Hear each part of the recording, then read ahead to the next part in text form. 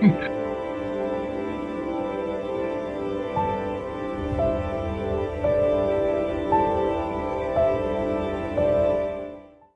if I were to suggest that you play a key role in the awakening world?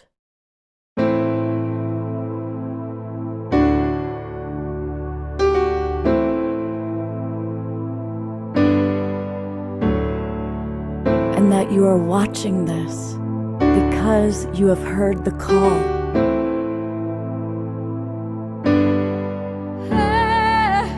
We can start right now by opening our hearts and minds.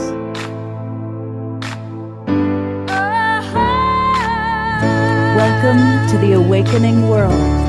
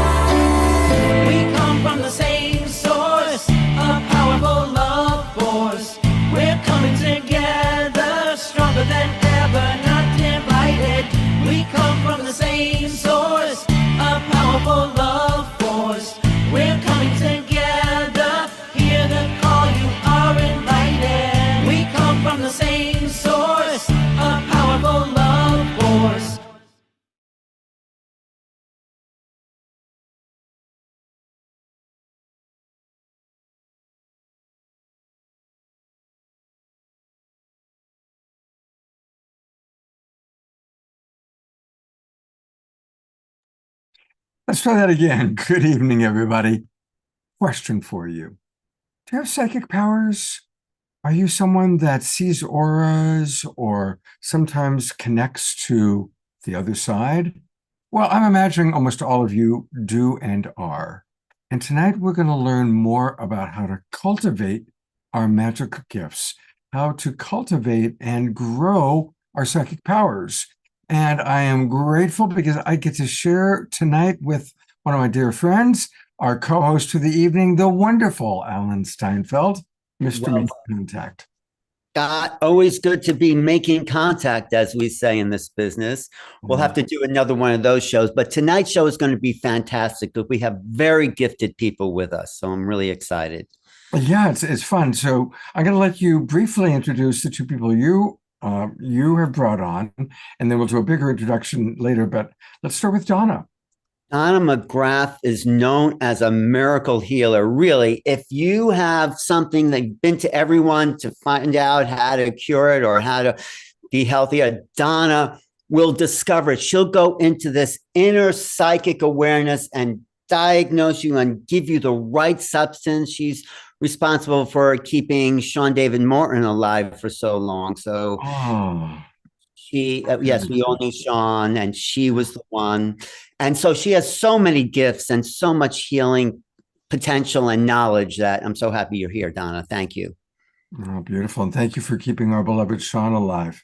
Sean and I both were the first two producers hired by a TV show called Strange Universe and did a lot of work together. We had a great couple of years there. Tell us about Hakeem. Hakeem Isla he's like a genius himself. He worked for the Monroe Institute. He's a remote viewer, but he's putting together something called the Psy Games, August 1st to the 3rd, where people will come together and share their psychic powers and also compete in a playful way about, who's the best remote viewer, who can be the most telepathic, who can work their psychic energies. So we're coming together August 1st to the 3rd for the Psy Games in Charlottesville, Virginia. We're going to talk more about that. Thanks, Hakeem. Great genius idea. Thank you. Fantastic. Well, looking forward to learning all about that. And we're going to have with us Celestine Starr. Yes, Celestine is going to be with us tonight.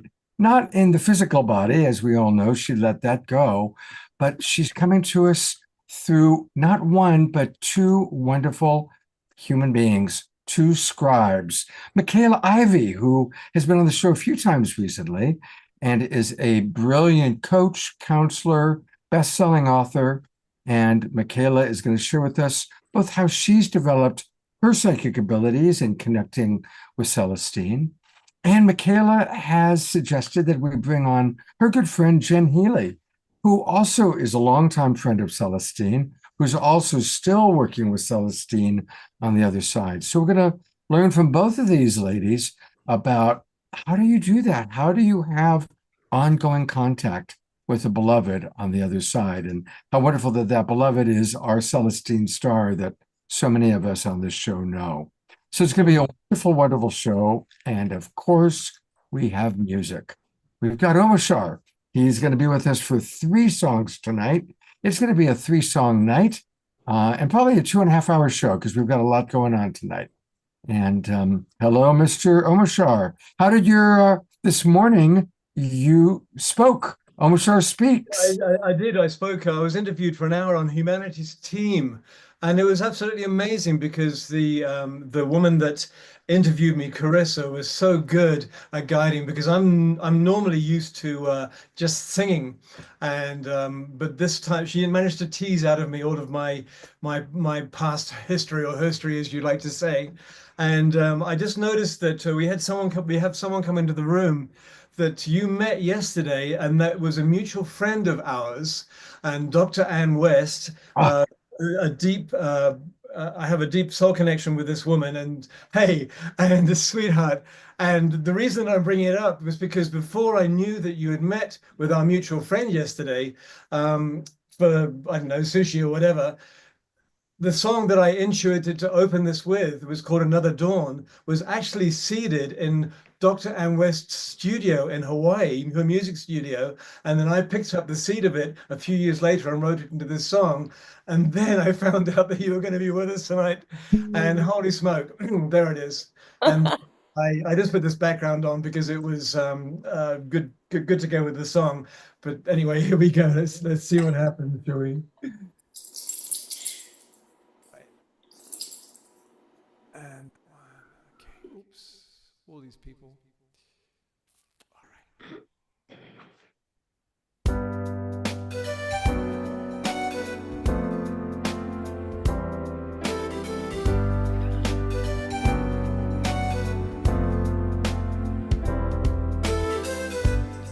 Another dawn, another day. Innocent child coming your way. I've been wondering about my life. Oh yeah. Wondering about my state of mind. But then I heard, who is it for? If not for yourself,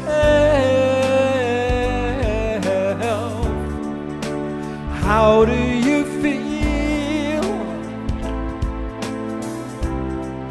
And why do you cry, cry, cry, cry, cry?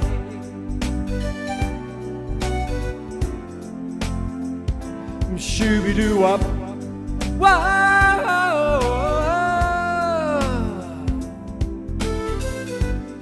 The sun is warming up my mind. Ocean breeze blows me away. And I've been wondering about my life. Oh yeah.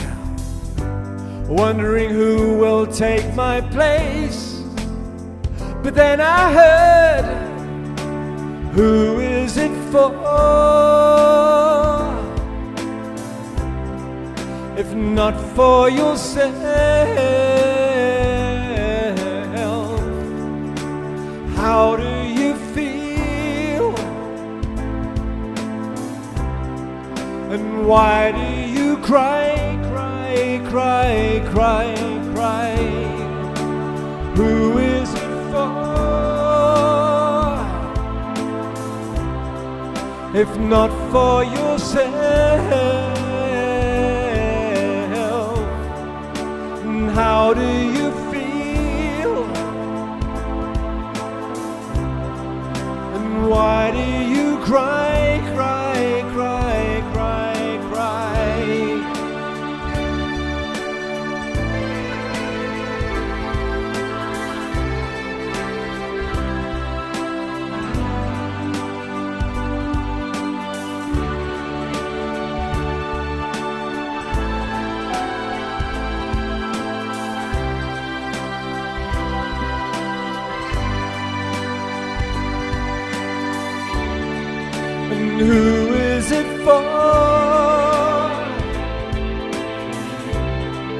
if not for yourself.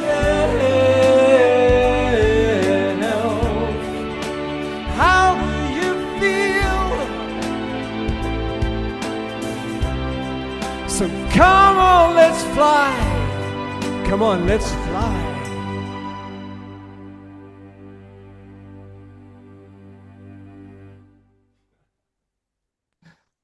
Hey, I'm on Gallery View. Let's all give a big twinkle to our beloved Omashar.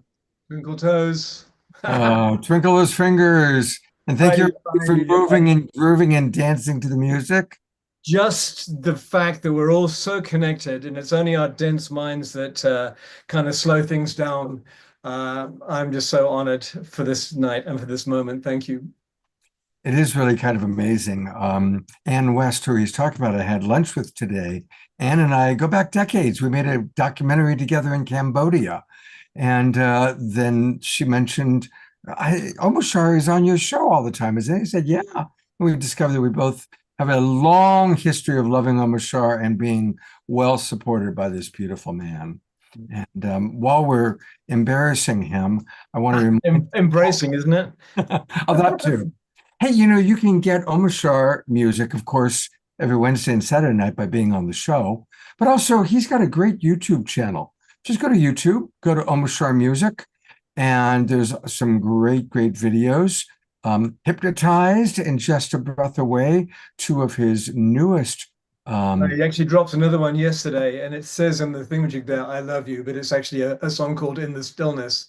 And that was the most, the greatest screenshot I could get of it. So anyway, yeah. All right, so onward and forward. And we will have more Omashar a little bit later on tonight.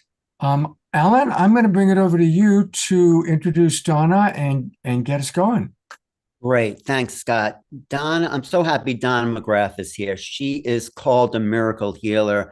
I had a friend who had done everything to help him get out of his depression, out of his whatever illness was going on. He said, I'm at the end of my rope. Who can I call? I said, there's one person I know, Donna McGrath. And she somehow is able to tap not just into the physical, but the etheric, and bring out these esoteric cures, physical cures. She has a full scope of medicine on many levels because she was trained as a molecular biologist. She was invited to the White House under Ronald Reagan for her groundbreaking work with sickle cell anemia. She was noted in Newsweek, Time, API, UPI, the Wall Street Journal.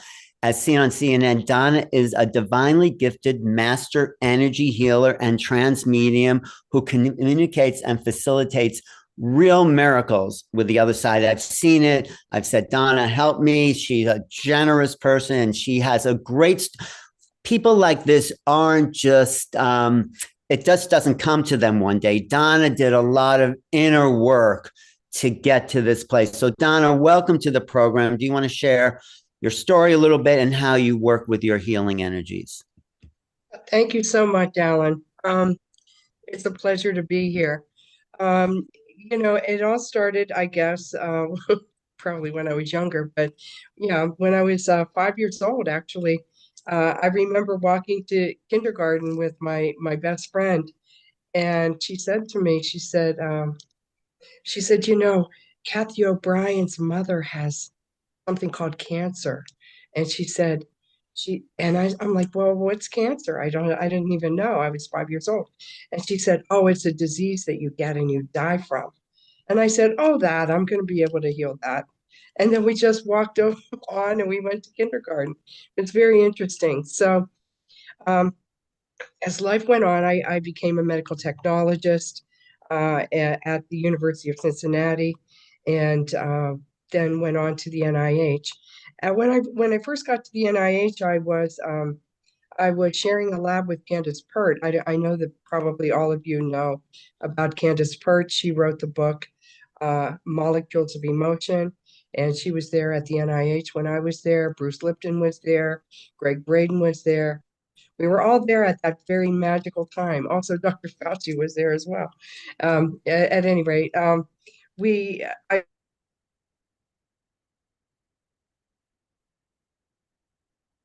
What? Is that just me or is she No, frozen? she's Oh, frozen. Donna, you're frozen, sweetie. she frozen time. All right. All Well, right. Well, we may have we lost. will get back to Donna. It looks like we lost her for a bit. Um, She what was are we, Alan, go ahead and introduce Hakeem, and we will resume with Donna if and when she comes back. okay. Yeah. No, Donna was just getting to the really dramatic I part. know. We will definitely, hopefully, she'll get her internet back We'll on. come back. Well, yeah, almost as amazing as Donna is Hakeem is Isla. He's he worked as a remote viewer. He's connected to the Monroe Institute, but the best thing that he is doing is called the Psy Games. Unleash your extraordinary energies. He's putting together a kind of friendly competition in Charlottesville, Virginia. The Psy Games are a dynamic, inclusive platform for individuals with psychic abilities. Whether you're a seasoned practitioner or a newcomer, here's a chance to network, upgrade your talent, and really come into a community of people where this is not a foreign language. This is an acceptable fact. And now with the telepathy tapes out there, this understanding that we are all telepathic and can activate these gifts are part of our natural human heritage. So Akeem, talk about what your vision was for this event and what's going to happen at the Psy Games.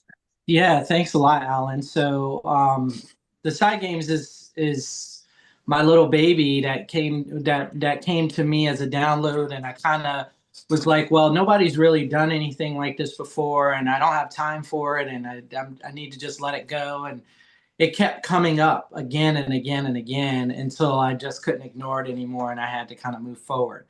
And one of the ways that it really showed itself is that I have two martial arts schools that I teach kids self-defense and confidence and things of that nature. And we teach this martial art called ninjutsu, which has this lore back to the mountains of these warrior monks in Japan, and the kids would always be doing like these mudras with their hands and stuff, like they were these cartoon characters in animation movies of today. And I was like, there's things like that you could really do that we have in our martial arts system as well. And they'd be like, oh, well, show me how to do that. And I really didn't have a way other than like saying, hey, do experiential training in nature like I have for many, many years, and then maybe you'll have an experience. And so that kind of got me into researching different modalities and protocols like remote viewing and mind sight, being able to see without your eyes, and different things like that, working at Monroe and doing Gateway and things of that nature. And I came back with these protocols and started showing them to the kids, and they were enjoying themselves. It was amazing. They were having like this great time. And as I was traveling to different events, I saw that there was a huge age gap. There would be like people who they're in their 30s, 40s, 50s and up, but there was no one in these younger age brackets that were going to these different trainings and events and stuff like that. And I was just like, wow, how do we bridge the gap between the youth and the adults? And in my opinion, what I've seen is that kids will have these abilities, and then they will get to a certain point where logic takes over and the materialistic and reductionist aspect of society takes over. And then they'll kind of let them go. And then later in their 30s or 40s, they'll come back to it and they'll be like, oh, yeah, when I was a kid, I could do that. But, it was no real support there. So they kind of let it go. And it's very rare to find a youth who has that support growing all the way up. Maybe they come into the right family and that family understands these abilities are gifts and that they should be, nurtured and grown. But that's a minority. That's not the majority. And so the Side Games is a way to bridge the gap between, it's something that adults can do, where they can come and they can have a fun time competing and have fun with their psychic abilities. And if they don't know how to go about training or growing that, there'll be people there who are researchers and people who are developers of these skills that can help them and that they can make connections that way. And then also it's going to be for youth and the youth can come and they can also have fun and they can grow in these different ways and they can link up with mentors, which is a big key, having those mentors who have been there for a long time doing the work and really being able to bring the youth up to that next level. So now we start creating a new paradigm where those who are 15 today become 25 tomorrow, 30, they have their children, and to them, this is all normal. So then when their children come up, they're helping to grow that next generation, into the same type of knowledge and skill sets. And Right. so we have three facets to the side games. One is the actual games, where we want to also, in a fun, loving community, sometimes people hear the word competition and they think negative. And really, I think that's, because sometimes in America, you have these competitions and they tend to be very sometimes negative. You got people who come from different backgrounds and they have different views. But if you build something with love and all of the people involved just want to have fun and support each other and just want to grow and push the limits of what's possible, I think that sets a different culture or a different environment around that kind of word. And that's really what we're looking for, is to try to push one another and inspire one another to greater heights so that we can see what is possible and what the standard is today that we try to push beyond tomorrow. And So then how we do can you start see raising that up. I'm just wondering, how do you see the structure? People come to Charlottesville. Mhm. How is the whole weekend structured in your vision? Yeah, so Friday and Saturday is going to be primarily Friday is going to be a lot of lectures and workshops and things of that nature. We have several keynote speakers that'll be there as well. And then on Saturday, we have a few more lectures and workshops, but then it's game day. So that's when we have a lot of the different games. There'll be 5 categories that the different teams. We have an individual competition, and then we have a team competition. So people can come as teams of 5, or they could come as an individual if they don't have a team, and they can kind of compete in the different challenges. The 5 different categories are going to be remote viewing, mind sight, precognition, psychokinesis, and then pendulum dowsing. So we have 3 different tests or 3 different games in each one of those genres that one person will compete in that particular game or in that particular genre. And then you would get points, and then you would rack up so many points, and then your team would either get first place, second place, or third place. But it's just about fun anyway, so it doesn't really matter. But it's going to be just a great time. And then on Sunday, we have more keynotes, and then we have kind of the culmination where we do award ceremonies and we have a good time. And so it's at the Omni Hotel, which is a beautiful hotel in Charlottesville, Virginia. We're also partnering with DOPS, the Department of Perceptual Studies at the University of Virginia. So we'll be doing a tour of their campus and their labs during this event as well. We've partnered with the Monroe Institute and the Rhine Institute as well. So it's going to be representatives there from each of those organizations to kind of help people and along with their growth and their training and things of that nature. Kim, it sounds great. And we've put it into the chat box. I've got a couple of questions for you. Of course, not all of people are going to be able to make it out there. Will it be covered online? Is there an online option for watching or participating? Unfortunately, this year, no. It's just so many moving parts for the first time. We didn't want to tackle that beast just yet. We wanted to get the in-house stuff under wraps and working smoothly, and then we don't want to if there is a disaster, we don't want to twofold it. No, totally understandable. So coming to kind of what I wanted to focus on tonight, can you share for our audience what you've learned about helping young people remember their psychic gifts? What are some tools or things you've learned in working with young people to help them, remember what they were able to do when they were little kids, or to cultivate their abilities? Yeah, I think first, the things that I found that are the best is you have to make it real and fun. So they have to know that it's not weird, or it's not something that sometimes especially depending on where what background the youth comes from, they may have a very real experience, but they'll pass it off as like imagination or something of that nature, because they're afraid to feel like it's real. So sometimes you have to really be one of the forces in their life to say, oh no, what's happening to you is a real thing, and it's other people who are experiencing that as well. And then beyond that, make it fun to explore what it is, and then finally give it a purpose. If what I found is that at a certain point, all of the kids end up having that question where they say, well, why is this important?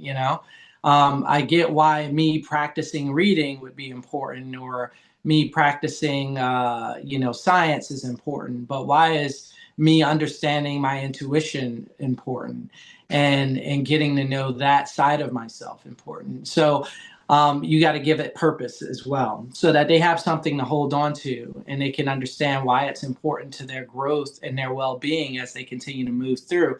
If not, they will shut it down at some point and just push it off at the wayside.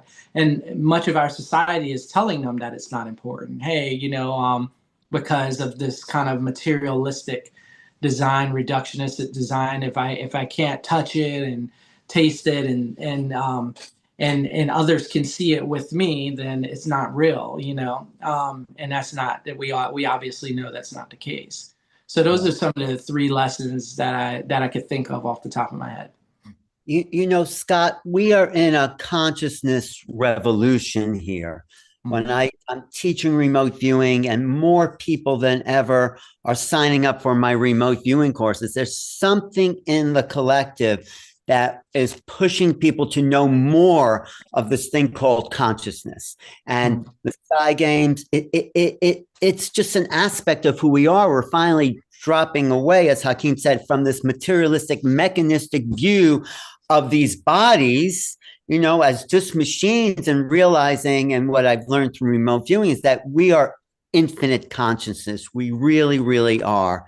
And with the telepathy tapes, like I said, with what they're doing now with psionics and calling in UFOs, this is a whole new breakthrough about who we are as human beings. It's really a fantastic moment in time, and it's perfect for what Hakeem is doing. Yeah, no, thank you, Hakeem. And I love that you're working with young people. I'm a big fan of the series Cobra Kai, and I just watched the very, very last episode last night. So I'm picturing you in your dojo with your young people. Definitely looking forward to learning more. I noticed that Donna's back. So, Donna, hopefully your internet will behave, because we were really enjoying your story, and I'm going to go back and put the spotlight on you. One more thing I want to say about Hakeem. Go ahead, Hakeem. Okay, I just wanted to make one more point, which I think is also very, very important. And that point is that one of the things that the Psy Games is really aiming to do, this is near and dear to my heart. I'm being a little tricky, and I'm willing to admit that. And the trick is that kids love to play the video game, right?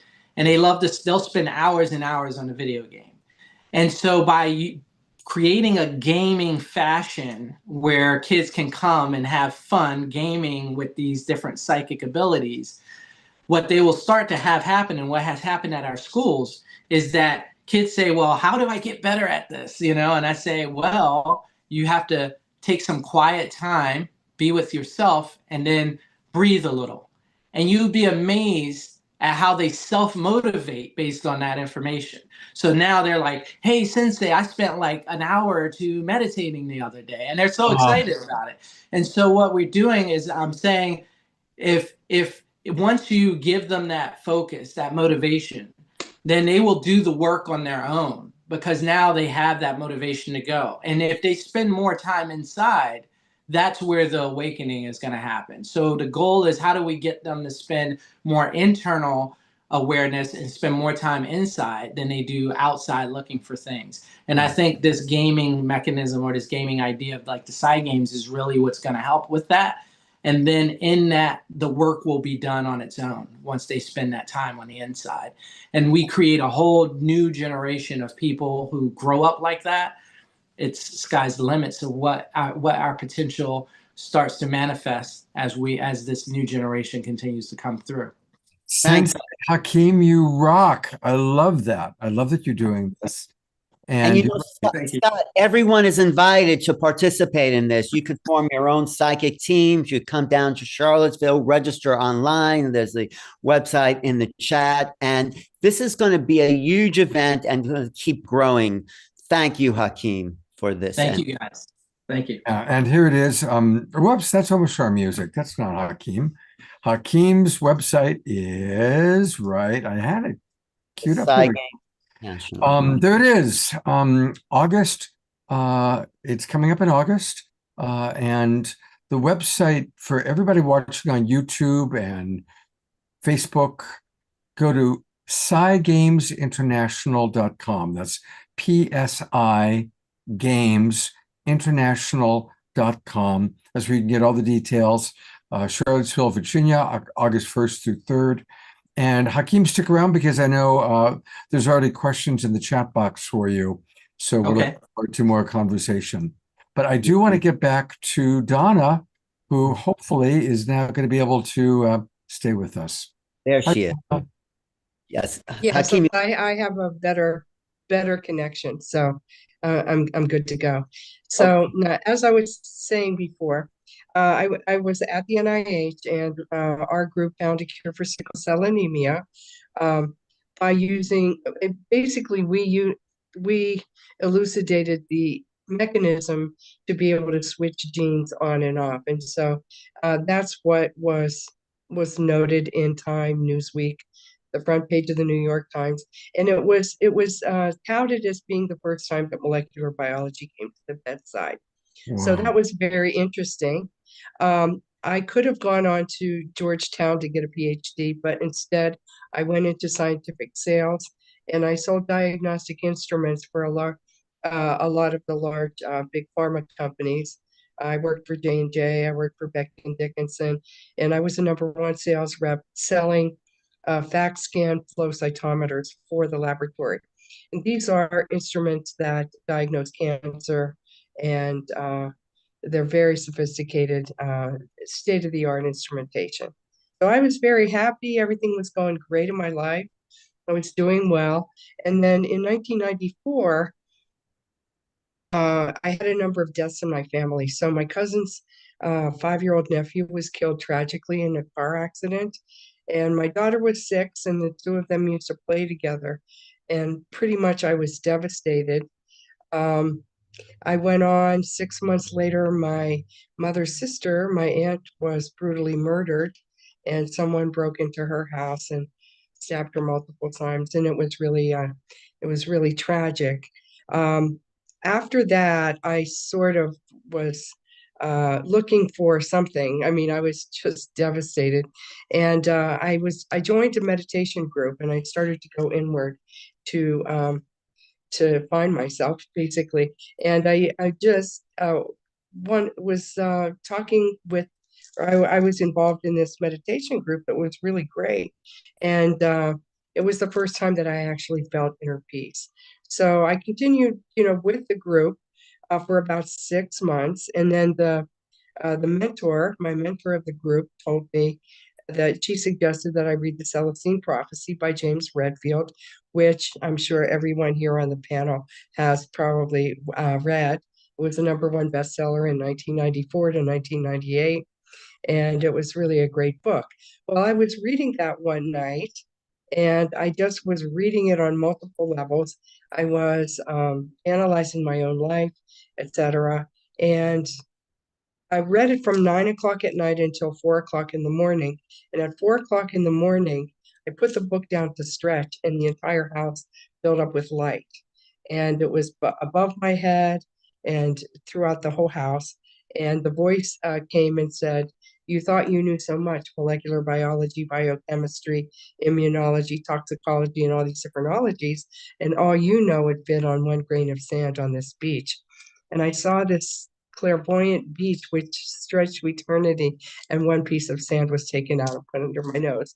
So I was humbled, to say the least. But then I was like, well, now what do I do? And the light was everywhere in the house. So I kind of looked up into the corner, and I saw a tunnel going out to space. I made an intention and I just said, oh, I'd like to go out there. And as soon as I did that, I went through the tunnel, away from the planet, through the magnetic grid of the planet, to the mental realm of the planet. I'm not going to go into the experience too much here, but I exchanged really high level information with Tesla and Einstein and Mozart and all the higher thinkers of the planet. And then I turned and went through a wormhole, and it was a cosmic journey to Andromeda, basically. When I got there, the light was there, and the light said, now I will show you everything from Alpha to Omega, beginning to end. And I was shown scenes and downloaded with all the scenes from the beginning of the creation of the planet till the end of time, which of course there is no end of time. But it was the Big Bang, and at the end, two stars came together, imploded, exploded, and then the whole cycle was repeating over and over again. The light then asked me if I had any other questions, and I said I wanted to know what the cure for all diseases was. And when I got the answer to that, it was basically the flower of life sacred geometry formed in front of my face, and then I was downloaded into my third eye with the flower of life sacred geometry. And then I was sort of in the Andromeda galaxy, and then I was back on my couch. My daughter jumped down the stairs and I sent her off to school. And I asked at the end of the experience, I asked, how long did the experience take? And they said between 4 hours, 4 seconds, in the twinkling of an eye. So that was the point of enlightenment. Right before I went out of my body, I could feel both sides of my brain sort of integrating and coming together, and that's what happens. Both sides of the brain have to be balanced, and then you go inward and then outward for the experience of enlightenment. So when I came back, I was walking in Christ consciousness and very transformed, to say the least. Just to fast forward, some of the after effects of that experience were that I was walking in Christ consciousness about 12 feet above my head. I could touch books and read them. I read 4,000 books in about 3 months after my light experience by making myself one with them or absorbing them. I read all books on all world religions, as well as all books on alternative medicine and things like that. I didn't have to eat, I didn't have to sleep, and I actually stayed awake for, about 4 months. After about 4 months, I decided to taste a piece of lettuce and I decided to eat. And I could taste the pesticides on the lettuce. So I called my meditation teacher and I said, what's on this lettuce? And she said, oh, you have to go to the health food store and eat organic. So I went to the health food store down the street, which was a very sophisticated health food store. And when I walked in, I heard a voice, and the voice said, there's a natural alternative to every pharmaceutical drug. And I walked in and they needed a part-time person. So I applied just because I had kind of left J&J and because they were out of integrity. But at any rate, I was there and I said, well, I'll just work here for a couple of months and then I'll go back into scientific sales. But I ended up, my guide said, this is your new home. So I ended up working there for about 15 years. The way that the psychic gifts started was that somebody would walk into the health food store and just say, oh, I have this psoriasis on my hand. What do I need? And I could actually hear a voice. So I'm very clairaudient, and I could also see the bottle of what they needed in my third eye. So all I had to do was repeat what I heard, and they would say, no, you need 2 of these, 3 of these, 4 of these. So I would just repeat what my guidance said, and people were like miraculously healed. They would go home and they would come back and said, oh, I listened to what you said, and I listened to it exactly, and you were right, and oh my God, it was great. So this happened over and over and over again. So that's how I learned to actually listen to my guidance. So all I had to do was really listen and then repeat what it said. At the same time, Daniel Brinkley's book came out called Saved by the Light. And I read the book, and he had had a near-death experience, and which he was struck by lightning, and he was a New York Times bestseller too. So I was led to go to the New Life Expo in New York, and when I went there, I met Daniel, and he said, "Well, you're going to be at these shows, and you're going to be writing a book, and you're going to be working at these shows and everything." And actually, I thought he was crazy. So, but then spirits started to come to me from the other side, and I ended up doing the shows. And I'm sorry, I ended up doing the shows, and I would do probably about 100 to 150 readings a weekend. This was at the time when James Van Praagh was at the shows, and he would do these large audiences, and then people would want a reading afterwards that he didn't get to. And so I ended up doing just quite a number of mediumship readings. So I would do the mediumship readings at the shows, and I did about 40 of the New Life Mind Body Spirit Expos around the country and in Canada, etc. And then I would work in the health food store during the week. And then on the side, I also worked on the psychic hotline on Psychic Source. And so I kind of like at one point melded all of my techniques together. And I also became a Reiki master. I'm a hypnotherapist. I'm a master NLP master. And I studied IET, integrated energy therapy, spiritual response therapy, muscle kinesiology, and number of probably about 8 or 9 different modalities, the emotion code, etc. Well, So, is there yeah. anything, because we'll get back to you, but is there anything that you can give us now that other people might use in their lives? And then we'll come back around to discuss all the healing techniques that are possible. I mean, People that can use in their lives. healing. I mean, any advice to leave them at this point? I mean, what I learned in the health food store is just, basically overall, in order for healing to happen, it has to happen on the physical, emotional, mental, and spiritual.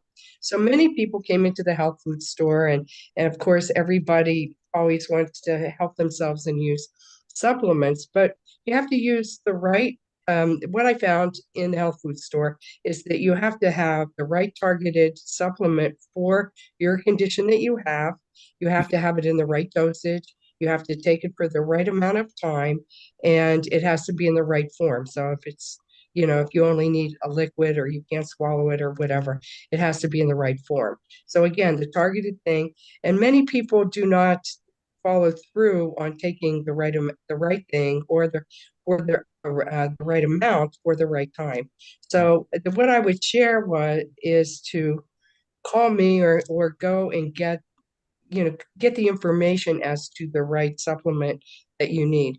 But also, by just taking supplements, the second factor is that if the emotional causation of the disease is not figured out, what I do in my sessions is I set the intention of the session, and then we go back. My guides take me to the years in which the problem started.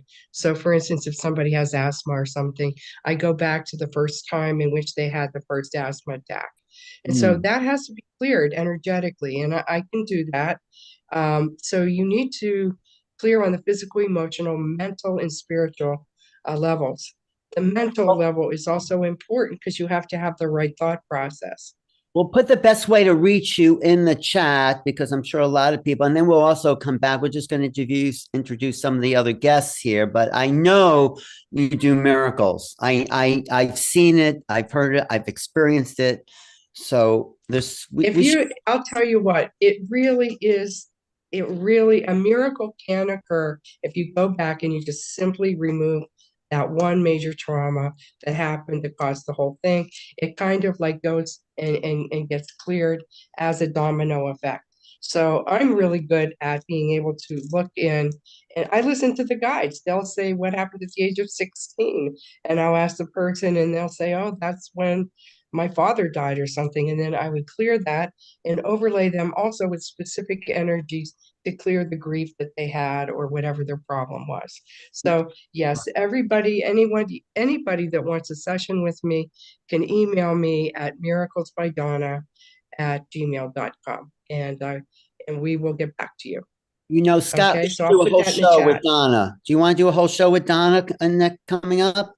Yeah, absolutely. Sometime let's do a whole show for sure. Oh, I have some really great case histories I will Yeah, share well, with you later. yeah, and actually, that as wonderful as it is here about your history, I'm interested in having you work with some of our people in present times. So, Donna, your story is amazing. I really appreciate what a blessing you are to our awakening world, and we'll come back to you in a little bit. Yeah. Okay, thank you so much. Yeah. We still have two more extraordinary healers, and the Beyond Healers, these are all of our guests tonight have really been willing to trust and to go beyond what our mainstream world might show us or teach us. So I really appreciate the courage of each of our guests, and then how they're taking these abilities that they are developing and cultivating and doing wonderful things. And the next person is somebody we've had on the show twice recently because she's doing some amazing work, bringing our beloved Celestine, still working with her. And so welcome back again, Michaela. And right off the bat, I just want to let people know that tonight you'll get a homeopathic dose from Michaela. And tomorrow there's a whole evening. Deborah Giusti is hosting it. And our other two guests tonight, Michaela and Jen Healy, both of whom are with us right now, are going to be doing an entire evening dedicated to the art of aligning with the highest spiritual mastery. I mean, it's going to be an amazing evening with Celestine, whom we love so very, very much. So welcome back to the show, Michaela. And tell us about your journey of discovery and maybe applying what you've learned that would be applicable to other people that are on the path of cultivating their abilities. Thank you, Scott. I'm really honored to be here. Super grateful. Just seeing everyone on the call, just feeling so much love here. And what I've come to realize about psychic abilities, and when we say psychic abilities, I'm saying intuition, awareness, consciousness, bandwidth. So those are the words I would connect with psychic abilities. So I think sometimes that's like a big buzzword and that might like intimidate people. And what I've come to understand is our psychic abilities are directly correlated to our capacity to love ourselves, to live from our heart, to trust our wisdom and embrace our journey, and to slow down and get out of our head and into our intellect. And really our psychic abilities are innate, just like our well-being and our psychology is innate. And we've been in a big misunderstanding right now. So everybody is psychic. Everybody has the capacity to hear wisdom. So wisdom is this higher self. We can call it source or God or creator that has been guiding our life and helping us make the best decision in the next moment. So how we connect with our highest wisdom and the master teacher within ourselves, if we're going to talk about our highest psychic capacities, is tuning into that. We have to slow down and bring more awareness into each and every moment. And your capacity to be present to what is and to deeply listen, but not listening from up here in your hearing, but from listening from your heart. So it's very connected. How we connect with our psychic abilities is our capacity to connect with our own heart, to connect with the radiance within ourselves, to be a force for good on this planet, to know who we are, to know what we are, and know how we're here to serve. So when you're connected to who you are, the truth of who you are, you're connected to the spirit realm and to higher wisdom and to your right brain and creation and source. So we all have this capacity. So every one of us who has a beating heart and lungs and eyes, we all have that capacity. However, it's been a really hard time because people have been really confused about how to wake up to the truth of who they are. And that's a little bit what I do is I point people in the right direction when they're looking in the wrong direction for answers. So oftentimes unconsciously, we think that we need to solve our problems by analyzing. And so we go up into our head and what I say, going into the plot of the mind and try to figure out why and what does this mean and how am I going to respond? That's looking in the wrong direction.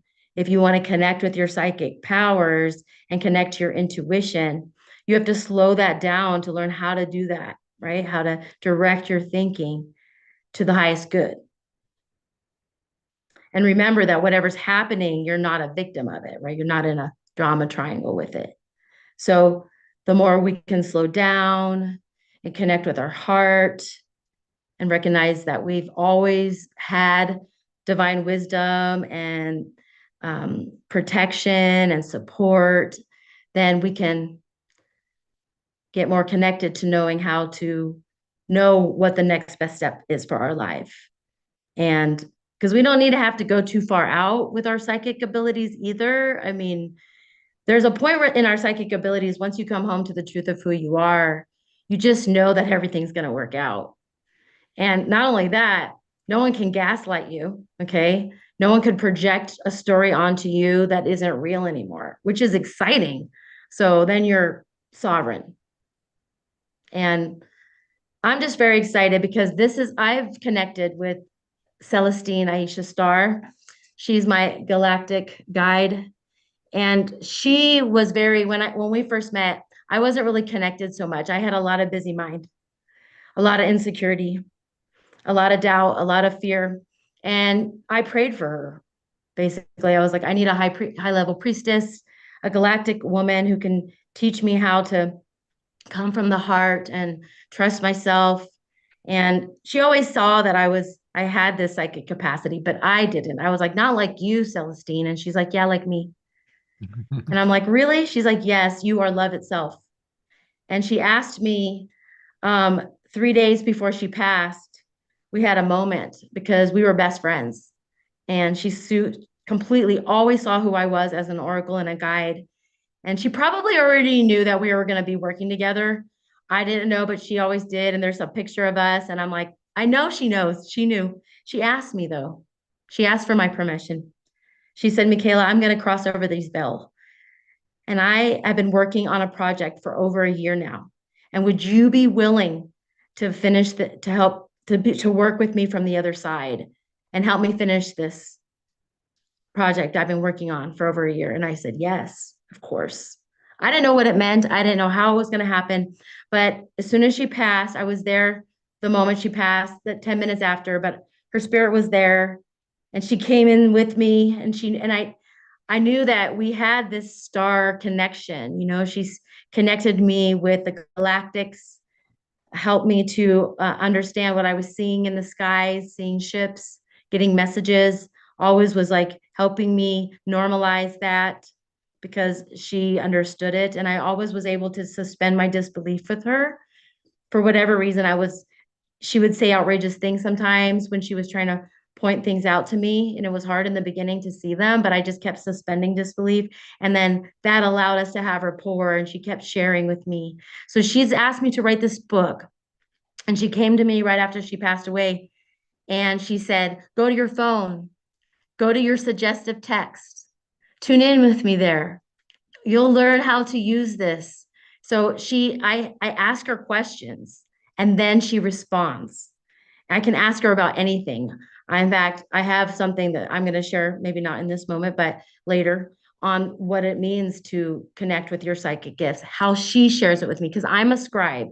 So I hear it, but it comes through my fingers.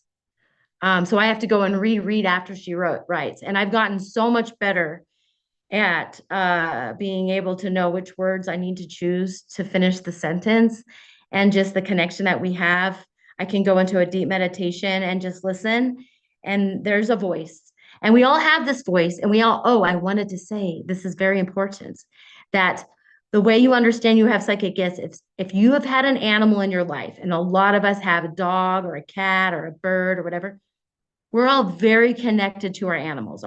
When our animal needs to go out to go pee pee, to get fed, we know. So there's this already, they're not using words. They're like looking at us with their eyes, or kids, or your own mom. Like me and my mom have that. Like she just shoots me a message across with her eyes. So we all have that capacity. So just know that when you slow your mind down and you remember that you are love and you are greatness, and a healthy immunity is a healthy I'm unity. And we step into unity, which is what I'm going to be talking about in this next show, transforming disconnection into unity and really awakening what? Awakening the radiance within, the inherent luminosity. She speaks of this often, is becoming whole. And just like the skin, when you cut yourself, wants to heal, you don't really have to do much, right? We know in physiology, you just have to let it heal and it will. We don't have to think about our healing. It just happens. The mind wants to do the same thing. It just wants to heal. And when healing becomes healed, it becomes whole. And we tap into the radiance within, the love within. And then we are able to set boundaries with an open heart. We're able to quiet our overthinking and tune into our soul and cultivate relationships built on respect, on love, and on mutual growth. And we really get to navigate our inner landscape by recognizing life happens from the inside out, not the outside in. And really, that's the great awakening that's happening right now. Once you realize that you're a creator of reality and life happens from the inside, it's not thoughts that create experiences, but it's not that experiences create thoughts. Thought creates experience, because if you don't have thought, you don't have any of this. Okay. You're not in the matrix. You're not plugged in. So once we recognize the power of thought, that everything comes to us via thought, right? And we don't have to trust all the thoughts that we think. In fact, there's a lot of erroneous thinking. And when we learn how to filter this erroneous thinking, these insecure thoughts, I'm not good enough, I'm not worthy, I'm not enough, lies, okay? That's plagiarism. We picked that up. I'm sorry, but it's time to put that down. And this book that I'm writing is going to teach you how to do all of that. Come home to the truth of who you are. Become home to your wholeness and your innate well-being, your innate inherent luminosity, your innate wholeness, because it's all innate actually. And the only thing that's going on is you just don't know what you're doing yet. I'm gonna come in there, Michaela, because you're sharing so many wonderful things. But I also want to get to Jen, and I'm going to read a couple of comments that have come in just now. Ayada wrote, Michaela, I love this. Susan Bloomquist writes, what a wonderful, accessible expression of these concepts. And Omashar says, yes, the inherent luminosity. So thank you for helping us, because that's really practical. Practice self-love, practice trusting the universe, practice knowing that, this is real. And those are very beautiful tools among all the others that you've given. And I would say that Jen Healy, who will be coming on, has all those tools. She is very fine-tuned in that, and I'm excited to have her here. My wing woman. She's my wing woman right now. Well, I'll leave you on for a moment. Tell us more about Jen Healy. What about Jen? You can be more specific since we're introducing her right now. What would you like for the audience to know about Jen? Jen is in high mastery with her spiritual self. She is tuned in on many levels through mind, thought, consciousness, awareness, bandwidth. She meditates daily, has transmissions. She connects with higher self, and she's able to transmit this through words, and she does it in real time. And she works in this quantum field, this quantum realm, this quantum love, as she calls it. And that is waking up to our true self, as I was speaking, and entering the toroidal field and recognizing the sacred geometry that lives within and without us, and tuning in with how to connect with that in an embodied way. Jen Healy, would you say that I was able to tap that in? Maybe you can continue on with that, sister. What you do and who you are. Yeah. Thank you for all that you shared as well. It's an honor to be here, Scott. Thank you so much. I really love Celestine, of course. That's why I'm here, and to support Michaela. But I wanted to talk a little bit about my journey, because we all are psychic, like everybody has said before. Just kudos and ditto to everything that's been said. But yeah, we're trained away from our natural state, our inherent nature that Michaela is pointing to, our innate wellness and well-being. So most of the time, we develop our psychic abilities out of fear. This is what I've noticed. So for me, I grew up in Philadelphia. I was brought up in the inner city. So my psychic abilities were really a survival mechanism. So I learned to recognize what was dangerous. And a lot of people will develop their psychic abilities and be like, I knew that was going to happen, right? And this is the training ground. I feel like the Earth School is the training ground for this, where we get to recognize we're all psychic. And sometimes, depending on our environment and situation, thank you, Hakeem, for what you're doing with the kids, because it is like key at those formative years to get them on board with this, normalize it. This is our superpower. And that's what we're really here talking about, is our superhuman ability to connect with the innate self that already is connected, that already knows, and it's already there. And so I went through a long journey of forgetting, right? I was very entrained in the sciences, and I bridged that eventually with the healing arts, but it was a long journey of coming back to self. So my background's in engineering and physics. I went through undergrad with 2 degrees, and then my PhD program with 2 degrees. And then in the middle of that experience, I had a massive awakening in the 90s, right around 1997. That was not guided in any way, shape, or form. Source started speaking to me directly. And when I would share this with other people, they're like, just don't tell others that you hear voices in your head. It's just like, just skip it. And eventually, after walking around for 6 months, similar to you, Donna, I dedicated my life to the spiritual path. They showed me that I'm here to pioneer a whole new energy medicine of blending physics, quantum physics, with the healing arts that was called quantum healing. And at that point, I had like zero background in spirituality. Zero, like of course, religion was a part of my life and all that. I just didn't really relate to it. And then I was shown that I was going to move to San Francisco and pioneer a whole new energy technology that's called Healing Technologies. That's one of the companies I created in 1998. And back in the day, it was considered voodoo magic. You might as well just be talking in tongues. And so I did that. I still do it. It's kind of like my adult child company. But right around 2008, I'm going to just fast forward 10 years after studying and deep diving into every single modality I could get my hands on, both Eastern and Western. We had the whole crash, right? And I took my overachieving abilities and I applied them to the healing arts, and was kind of on this trajectory of like changing medicine. And then when 2008 happened, I had like another deep awakening where they were like, okay, you're going to teach everyone how to play. And so I created several companies between 2008 and 2009 that were all about play. So teaching physics through play. I call it the quantum playground. And at this point, I was heavily involved with festivals and events and done 5 different yoga teacher trainings, all that. So I was blending movement and embodiment with the healing arts, regenerative therapeutics, I call it, and then physics. And so at that point, when I was doing this whole thing, going around to big festivals and events, no one had any idea what I was talking about.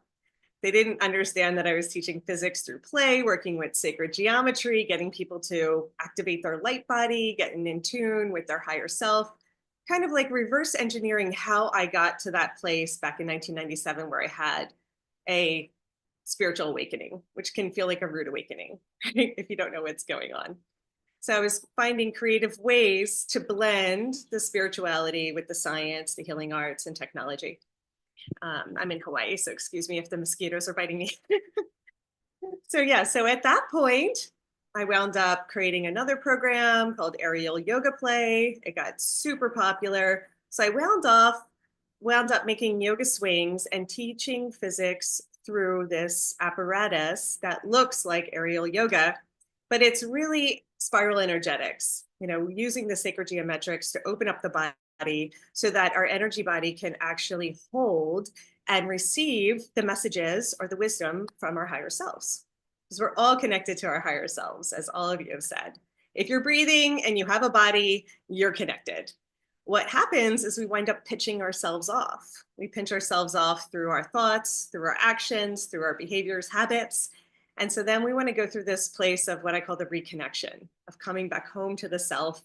I offer many courses and guided meditations that are the techniques that can show people, I call them quantum techniques, that can show people how to get more in tune and in touch with themselves so that we can clear the channels, we can open up the circuitry, and therefore we can hear, right? We can hear our higher selves through our hearts.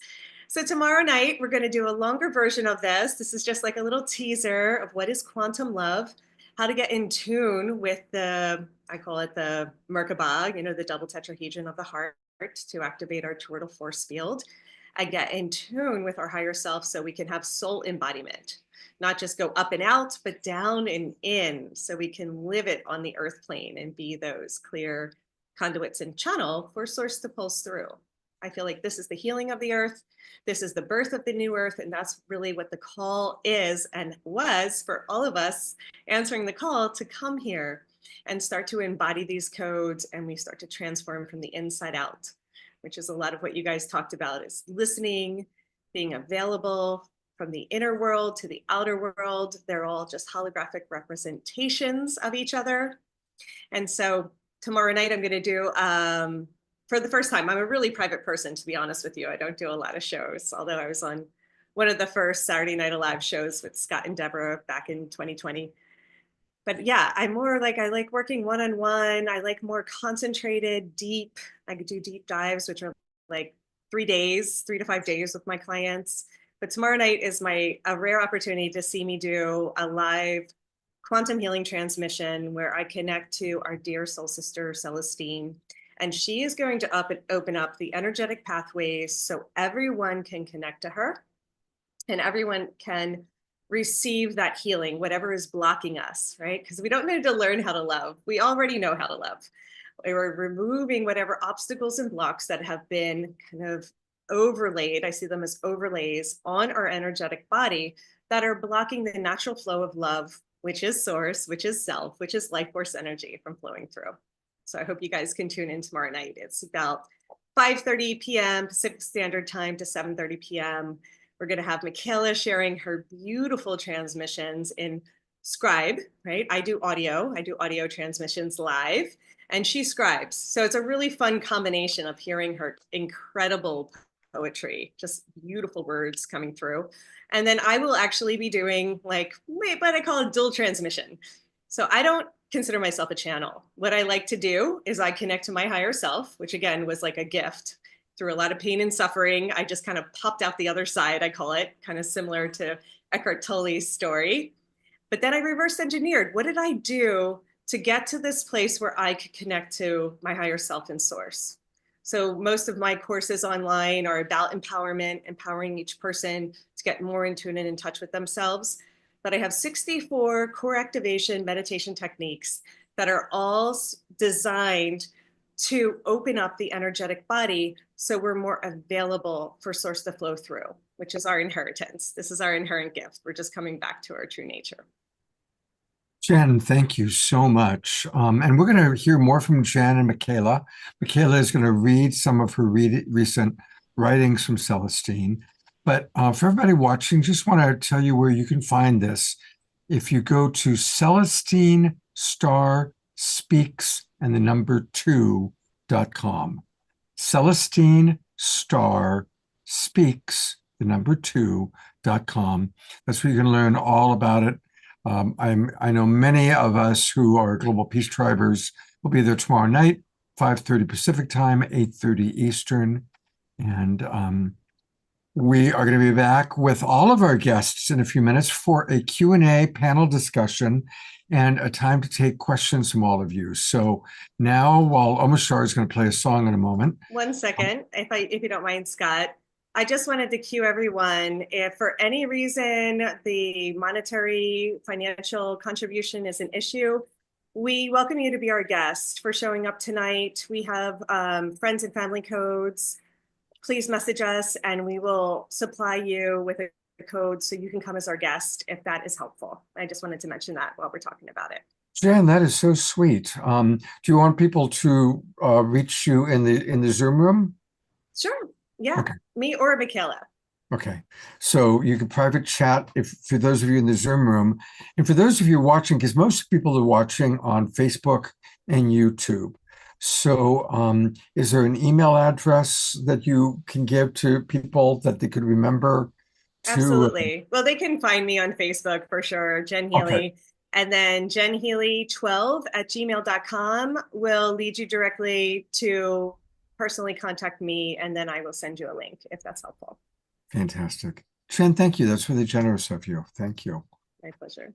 And I definitely am going to take a look and see what questions come in, including from our friends on Facebook. So this is a good time. If you are on Facebook, send me your questions, or even better, come join us. Come join the Global Peace Tribe. It's really, really easy to do that. Just go to what's behind me, globalpeacetribe.com. Go to globalpeacetribe.com, click register for the new season, and that'll take you to a registration page. And there's a lot of different levels you can come in on. And you'll immediately get the Zoom room links to all of our shows for the next 2 months. And so now's a good time to join us.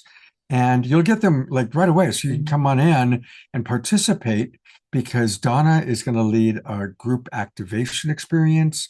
We're going to hear from Michaela, and we're going to have a really dynamic question and answer period. So, hey, Scott, Jen said something about Jen something 12, and I don't see that on your text there. She added that in. There's your email address is, what is it again, Jen? I'm typing it into the chat room, jenhealy12@gmail.com. And I just responded to Dana. Thank you, Dana, for reaching out. It's Healy Friends, Healy Friends. All caps is the code if you want to write that down. Healy Friends, or Ivy Friends, IVIE. All friends. Yeah. Thank So you, Jen yeah. Healy 12. Yeah. Thank you for asking. Yeah, absolutely. All right, let's go to Omashar for our mid-show song. Hey, brother, what are you thinking? I'm going to sing it.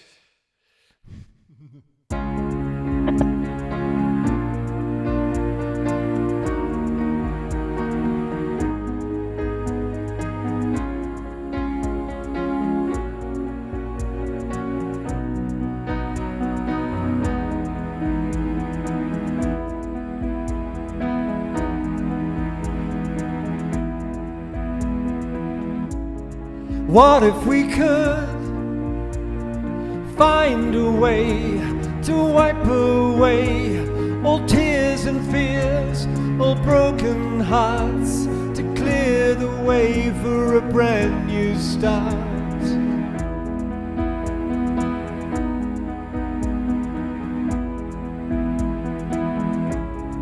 Now that we see and know the way to lift our day and shine the light for all to see, the way back home and the way to be free.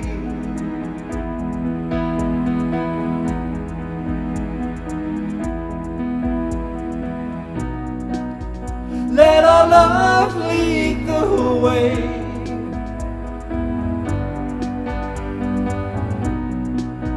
Let the light shine through all.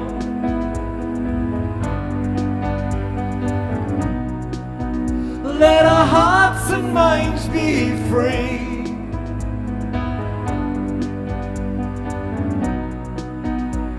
as we rise up from the fall. There is a way to see again, to be again, to know the truth and smile again. With an open heart we feel safe again.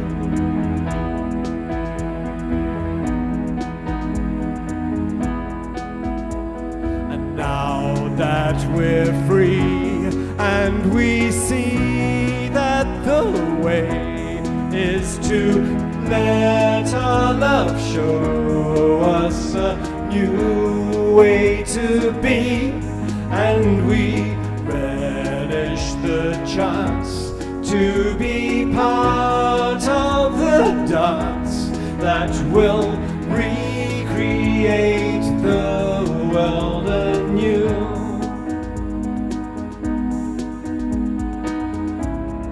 What if we could find a way to wipe away all tears and fears, all broken hearts, to clear the way for a brand new start?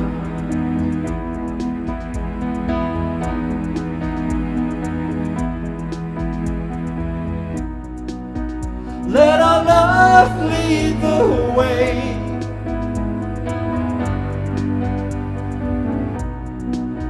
Let the light shine through all.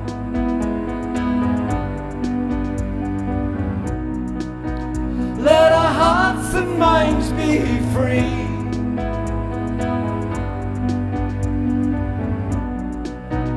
As we rise up from the fall.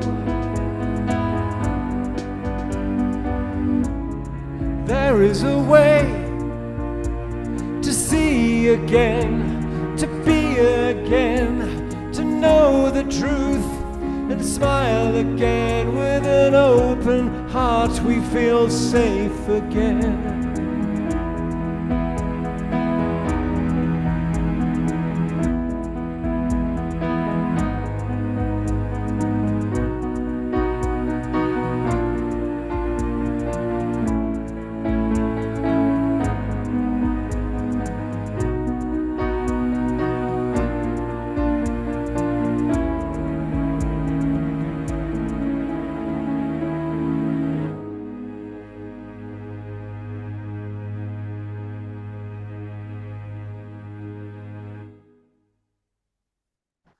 Wrinkles and appreciation for our beloved brother Omar Shah. Thank you so much. And thank you, You're everybody. welcome. And you asked me before I started the song what I was thinking. I am just over stuffed. There's another word for the absolute eloquence and beauty of the guests tonight. It's like everything builds upon everything. And even if I was just listening, I'm already feeling so expanded and so grateful to be in the presence of these luminaries. Thank you. You know, Eleanor Joy wrote something along those lines, Omar Shah. She wrote, "These speakers are blowing us both away," speaking for herself and her beloved Ian. She says, like, wow, I cannot imagine having people like these amazing beings in my classroom in high school. Thank you so much. So very inspiring. So absolutely. So I'm going to bring up our guests. And now is when we've got some opportunity to ask questions. Again, a reminder for those of you on Facebook, I'll be scanning and taking a look at what questions you might have. And of course, Alan, if you've got anything that you want to ask or bring up, please feel free. Well, I do, because what we've witnessed here is this revolution that's taking place. I mean, people are no longer afraid to share their deep gifts. I mean, from medium psychics tuning into crossing over to what Hakeem is doing. Of course, Donna's fantastic healing abilities. We are entering a new time, Scott, and this is what a global peace tribe is really about. So I want to ask Hakeem, after hearing all these amazing presenters, how does this fit into your vision of the Psy Games and where you want to take the whole process of opening people up to this knowledge? Yeah, I think that's a beautiful question. Thank you for that, Alan. And thanks everybody for everything that you've shared. And really what we see here is kind of the idea behind why the Psy Games exist. We have all these beautiful beings of light that have these incredible gifts that they have been really expanding over these years of their practices and sharing that in all of these ways. And so how do we get those individuals in the same room as people who may not have this awareness or may be looking for it, have an inkling? How do we get these individuals in the same room with young folks who are looking for mentorship, who are trying to be guided in a way and may need mentorship and not even know it yet? You know, they get that connection. And so bringing all of these folks together in one room where we can have a collaborative experience where we can unify our communities, the different communities that we're all coming from, under this one banner of enlightenment, growth, empowerment, and consciousness, explosion, basically. And how do we get everybody all in the same room doing that together is really what the Psy Games is all about. You know, the games is really for fun and less for competition. You know, it's just really this fun and light. Well, Donna, do you see this as a potential university, that something you could lead and share your wisdom and have other people access this? Yes. How's that? There's so much to learn, you know. One of the other things that I utilize in the healing is that I was downloaded with the body map of the entire body.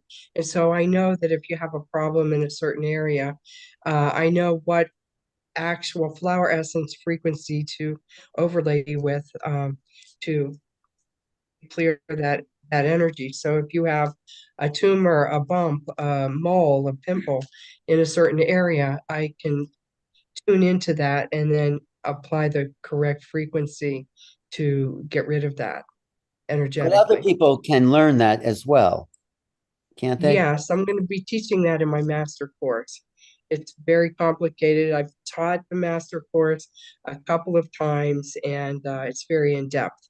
So I'm getting ready I'm putting together a new structure, and I'm going to be introducing the master class in a couple of months, probably online.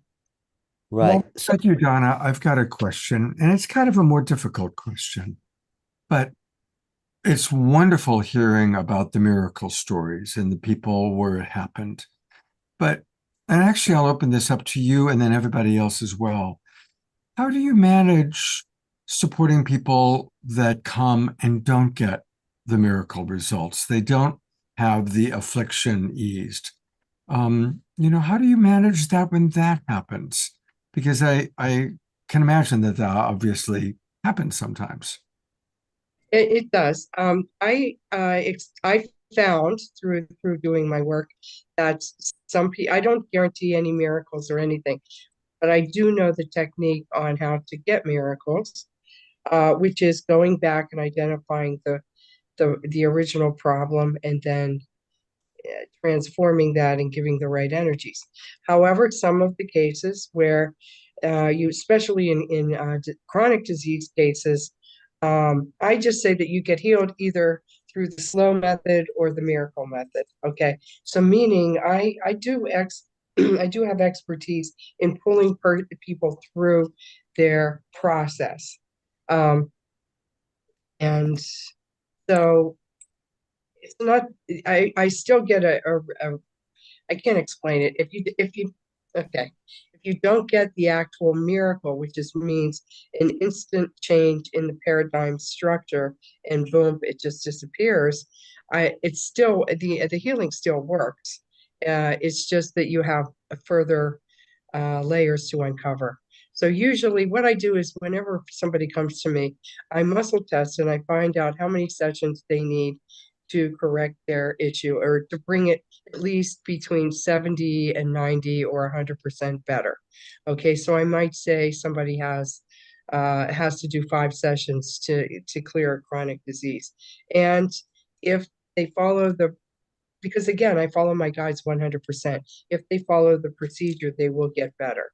So they can either get better by the slow method or the instant method. I don't know. I never know. I just know that if I follow my guidance at the beginning of every session and clear the pointed years in which the problem happened, that the person will get healed. So it's either the slow way or the instant way. Okay, thank you. I'm going to bring Jen up for a moment. Well, Jen, can I respond to the same question? I was going to ask you if you had any insight. Perfect. Yeah. Yeah, thank you, Donna. That's beautiful. So this is the same thing we were talking about with understanding that we all have this capacity. It's like we don't have to heal a cut, right? The cut heals because the body intelligence kicks in. So the quantum healing happens immediately. Energetically, it's stepped down from the subtle energy body or from the higher levels into denser form. And then what happens is we have to uncover what we are blocking, what is blocking that, whether it's on the mental, emotional, psycho-spiritual, or physical level, because there's a belief system that's in there, or a program, a pattern that is reinforcing the injury or illness, disease. So this is a whole unraveling that isn't, like, it can be instant, which is beautiful. We love quantum healing and instant healings. But what I've noticed is that that pattern will come back. People come to me, they'll feel amazing for a couple of days. And then they're like, oh, I got super stressed. I went back to work. My kid got sick. There's all these stories that come. And if they adopt the same pattern that created the discrepancy or the illness, it will keep coming back and showing itself, sometimes in different forms, which it likes to bop around. It's a little clever. Or it'll be in the same form. It's like, oh my God, my lower back is always an issue. It's chronic, right? So going back into the core wound or the core essence of that imprint, which Donna was saying is beautiful, but I also do this work called quantum soul retrieval, very similar, when we go back into the imprint, the original seed of that pattern in this lifetime or in many lifetimes, because a lot of these are they bleed over from different lifetimes. And then it is literally in our DNA. It is programmed into the geometry of our ancestral patterns that are passed along through the cellular memory. So a lot of what I like to do is to align with the new codes, right? I call them quantum codes or whatever fun name you want to give it. But there is the original pristine divine blueprint of the neo-human that we are tapping into, which we call this evolutionary process, or we call this awakening, or we call this ascension. It goes by many names. I personally am about soul embodiment.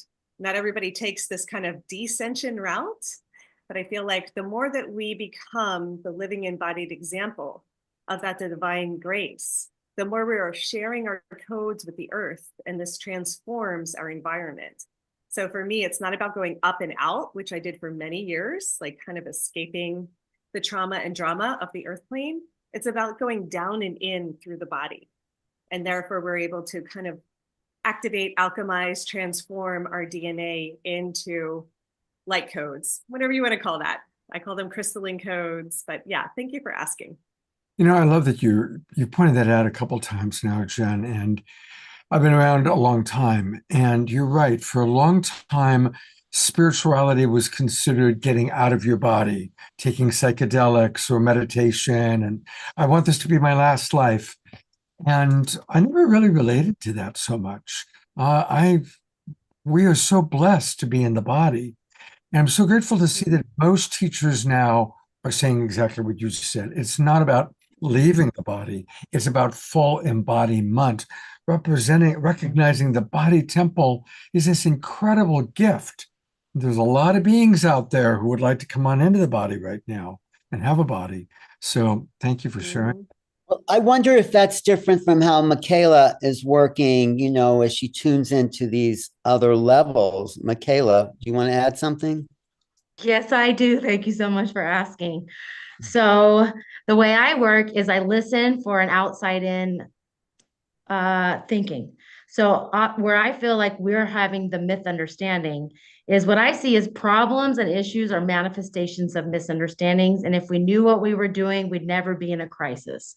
So I work on spiritual truths and principles of reality to help people rewire themselves for success.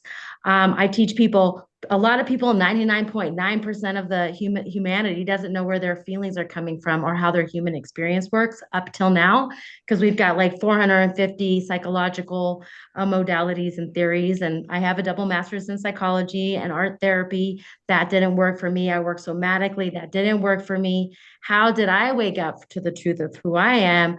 Was working with the work of Sydney Banks and the 3 principles of mind, thought, and consciousness. So I believe that we will all awaken to our highest self once we understand how thoughts work and where feelings coming from and how behaviors work. Once you understand the building blocks for your human psychology, how moods work, how how belief structures work. Once you understand how it works, because if you believe one thought, whether or not it's true or not, and most likely it's not true, because we create metaphorical tragedies. We're constantly writing a script for our lives that not everyone, but for the most part, if you're living in stress or anxiety, you're creating that.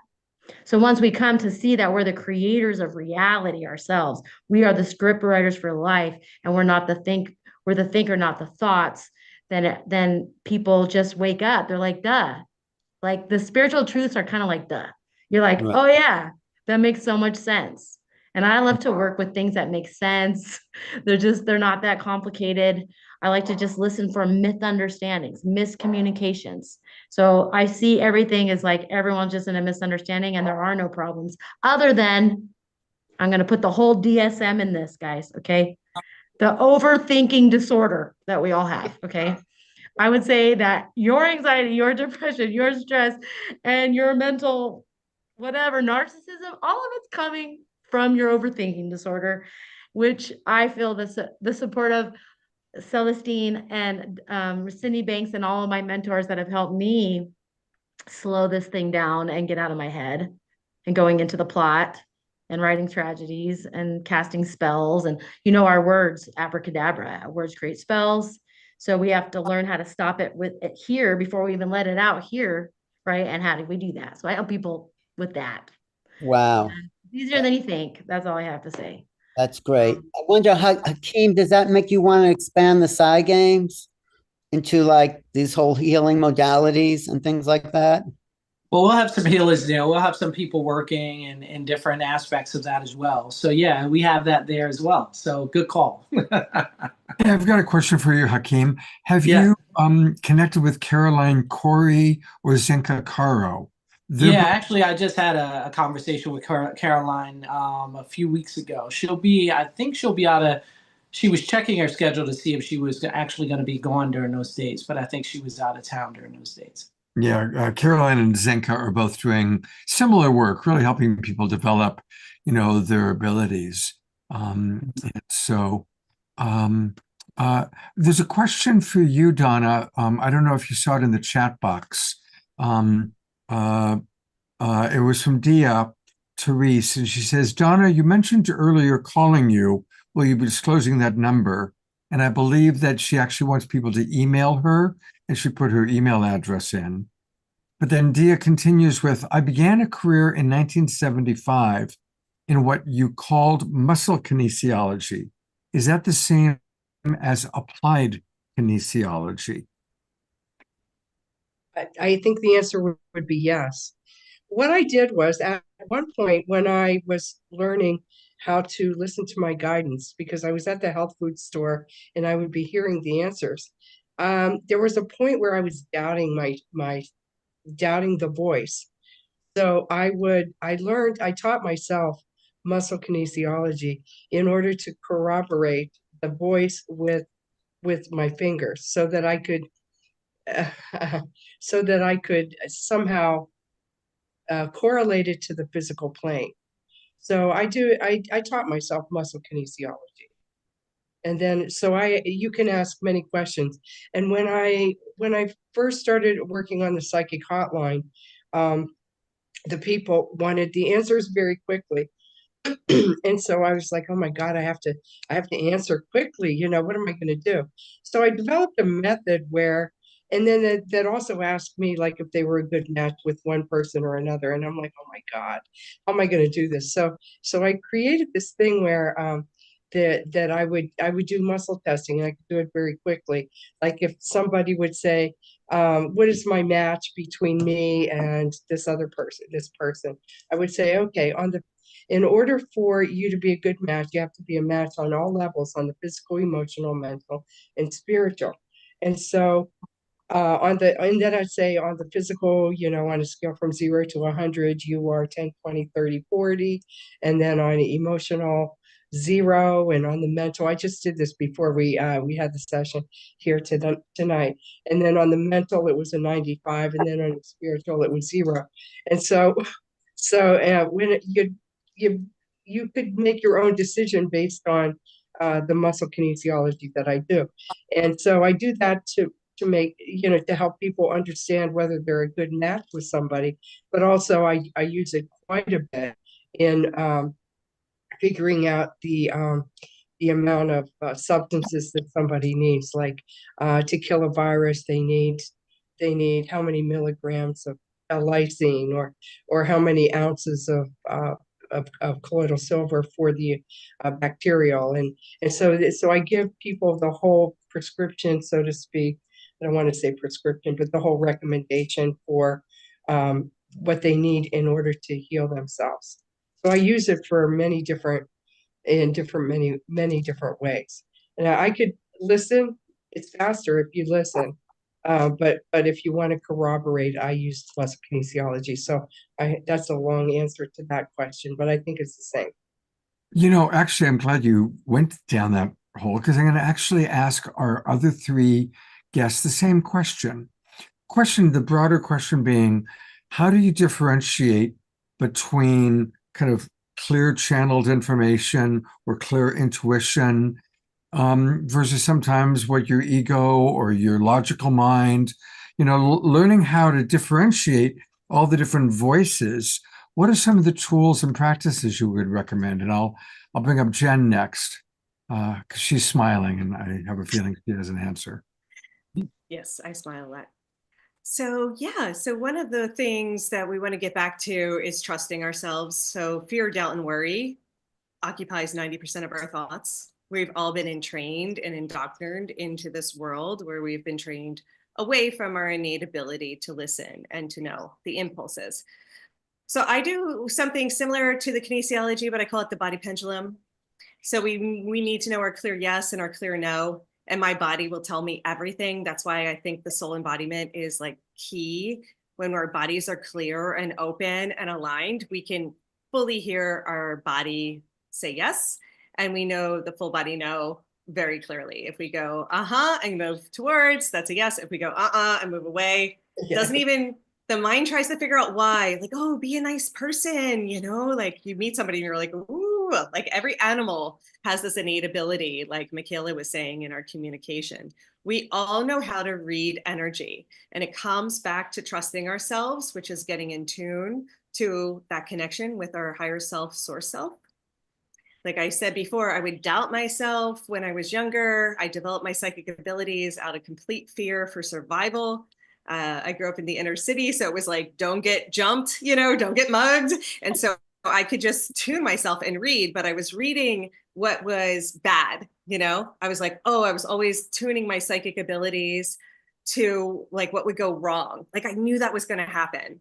And it saved my life like 10 times, at least. I can give lots of examples. And I know our audience can really relate to that when you were just like, turn left. I don't know why, just turn left. And then you're like, I missed this big thing. Like I was just saying, we had a fire next door to the house when I was gone. And I happened to just be out of town. And it's just like that. Like some big natural disaster happens and I just happen to fly out the day before. And it's just like amazing when we just follow our impulses, and we can really learn how to trust ourselves, which is opening up the channels and releasing a lot of that noise and debris. The programs come in as noise.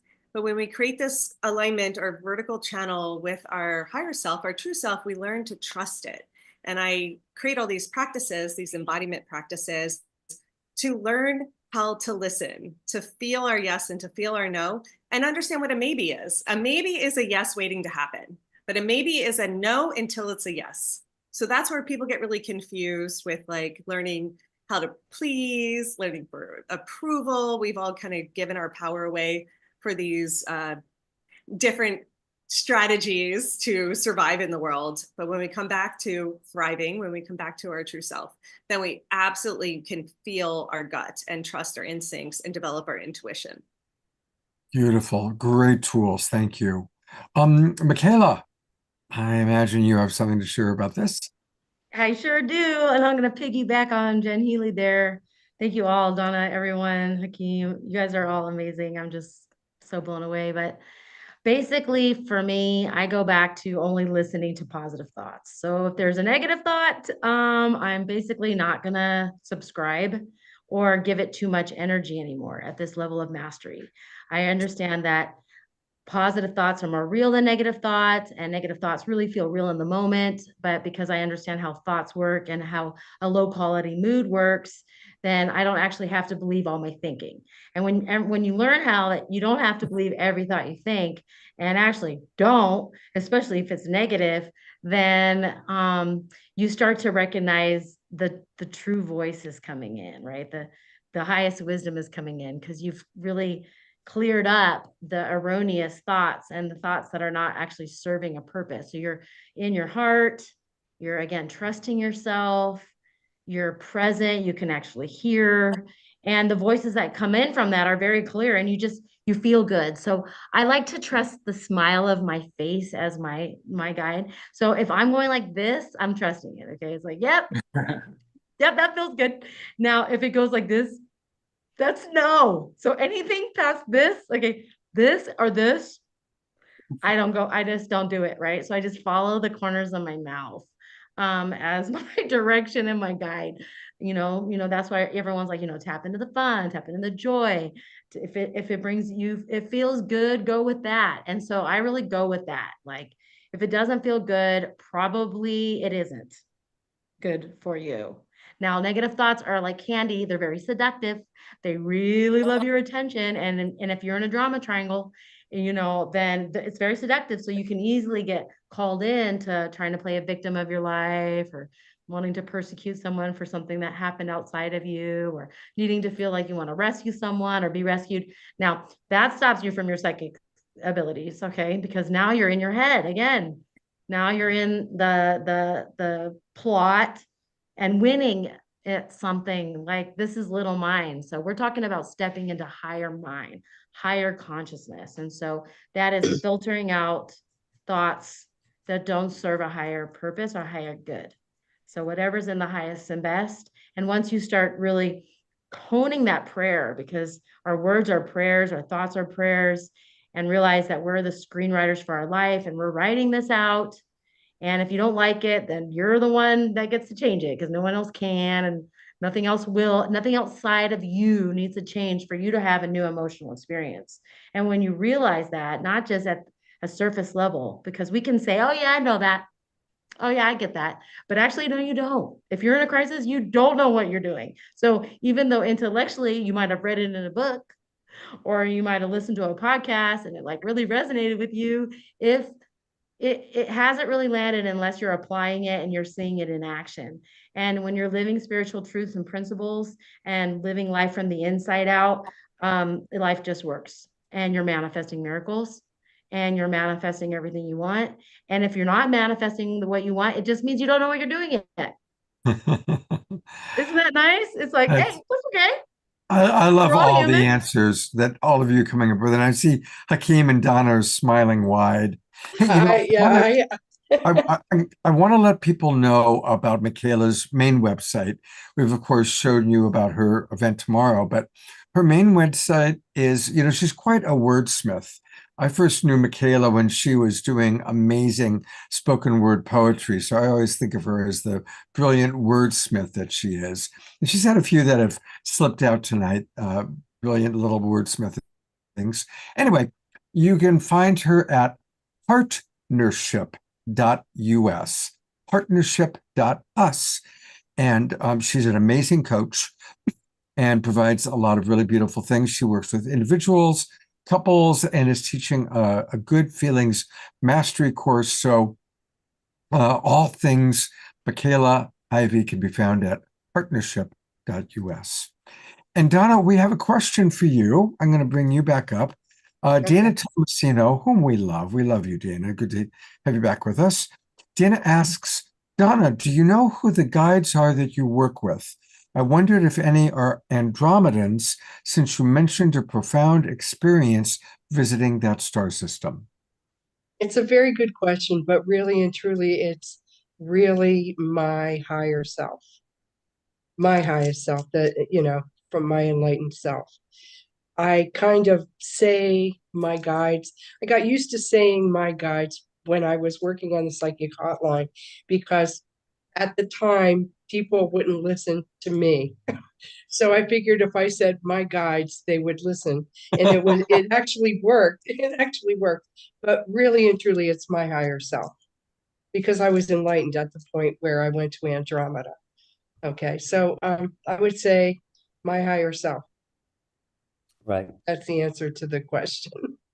All right. But Right. but sometimes I've heard the voice of Jesus, and I kind of really knew that it was the Christ consciousness, if you want to say that, because there was one time in which really, this is a great story about a miracle. I could talk about a whole bunch of them, but I was in a waiting room one day waiting for my friend to go to have lunch, who was a school teacher. And a woman rushed in, and her son was getting the reading class. And so she sat down and she started to just spill out. And I'm sure a lot of everybody on the panel has had this happen. Being a healer, people just walk up to you and start to tell you everything, that's wrong with them. And so the lady was like, oh my God, I have a grapefruit-sized tumor in my uterus, and I don't know what I'm going to do. And I have 2 kids. And she was losing her mind. And all of a sudden, my hand just turned on like a satellite dish. And I said, well, where is that? And she pointed to it. And I knew it was under the area of addictions. And so I said, very subtly, I'm like, do you happen to have any addictions or anything? And she says, oh no, I don't have any addictions. And she really looked really healthy and looked like she was telling the truth, And then she goes, but my husband does. And I don't know if I want to talk about this, but anyway, her husband had an addiction, and it meshed with her every time they had sex and things like that, and they came together. They would have this exchange of energy, which was basically a reigniting of the addiction. And so I just knew that that's what happened. So my hand just turned on, and I said, all right. And so I kind of like mentally cleared the addiction. And then all of a sudden, her son was done with his reading class. She jumped up. She ran into the room and to tell my friend, oh my God, I have to have surgery in 2 weeks, and to get this tumor removed. And I was walking behind her, and I heard this voice, which I thought at that point was the Christ consciousness. And it just was very androgynous. And it just said, she will not need surgery. She is healed. And so then she left. I didn't even get a chance to tell her anything. I told my friend, because my friend I had worked with her and gotten rid of a breast tumor for her. And so I told her, I said, she's not going to need surgery. She's healed. And she said, well, we'll see. So she had a little doubt there. 2 weeks later, she called me and she goes, you won't believe what happened. Maria went in for surgery, and they went for the scan, and it just wasn't there. And it was like huge, and the doctor almost dropped his teeth. So I don't know how we got to that, but the answer, that miracles do happen, and I do hear the voice. And most of the time it's me, but sometimes I do hear, I guess it would be Jesus. So. Oh, beautiful. Thank you. Yeah, that was really a cool one. What I wanted to say, I don't want to talk too much here, but what I believe Michaela was talking about, it's a basic question that I think everybody needs to, a basic subject that everybody needs to learn about is what is unconditional love? Like, what is the definition of unconditional love? So what I teach in my Emotional Healing 101 is the 38 different flower essences. Because if you know the definition of the different emotions and you know what they are, they're almost like learning the keys to a piano. And then you can learn, and I teach in the class how to listen to the emotion that's behind what my client is saying. So if they're, say someone recently passed away, they're going through grief, and I overlaid them with the flower essence, walnut for transitioning, and also maybe water violet for feeling abandoned, rejected, and alone.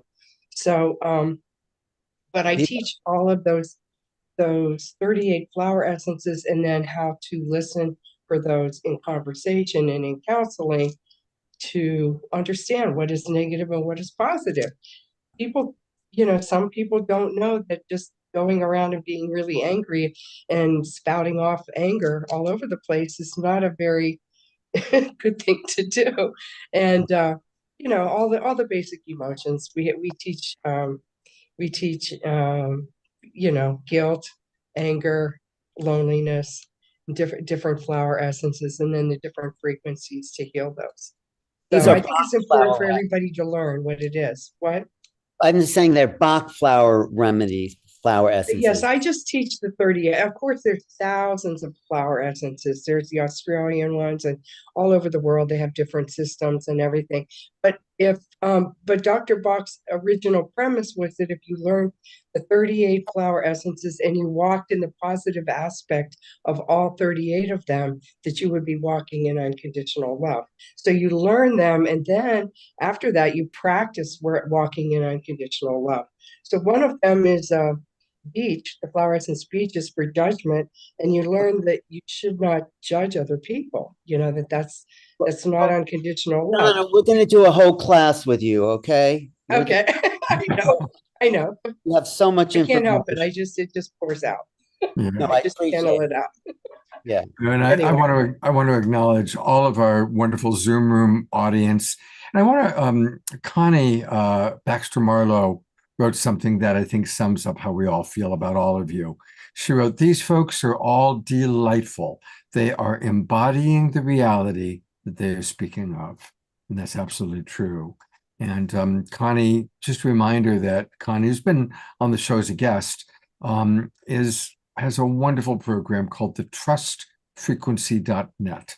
The TrustFrequency.net. And I love her vision for the trust frequency because it goes along with what Donna was just saying, what Michaela was saying about really learning to trust the universe, really dropping into that deep, what is love? Well, many different things that we can say. And one is really loving and trusting the universe, trusting life.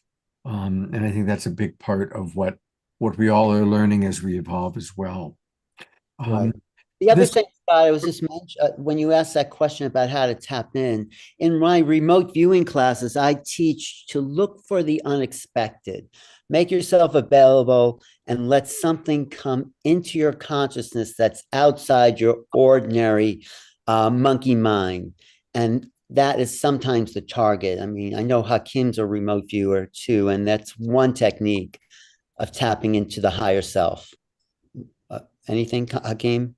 Yeah, so I identify with that in the sense that, when I was coming up in my training, one of the best ways that I heard it described, and I used it in my intuitive classes where I'm teaching Mindsight, is that when a person's doing like local awareness, and if they, sometimes because we're so used to moving in our logic side of our brain because of the way our society is kind of wired, we will always attempt to want to know things right off the bat. And so we're trying to name it, we're trying to put it in a box. Our left brain is just working, doing its thing.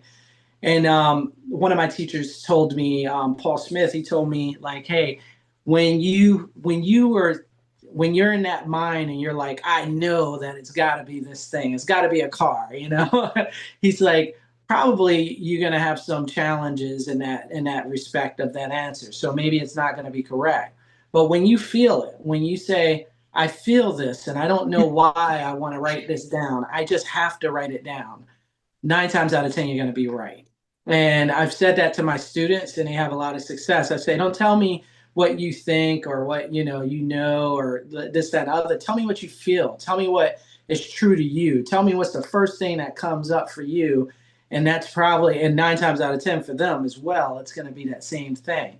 And so this idea of really trusting yourself, and it's a muscle that can weaken if you don't, practice it.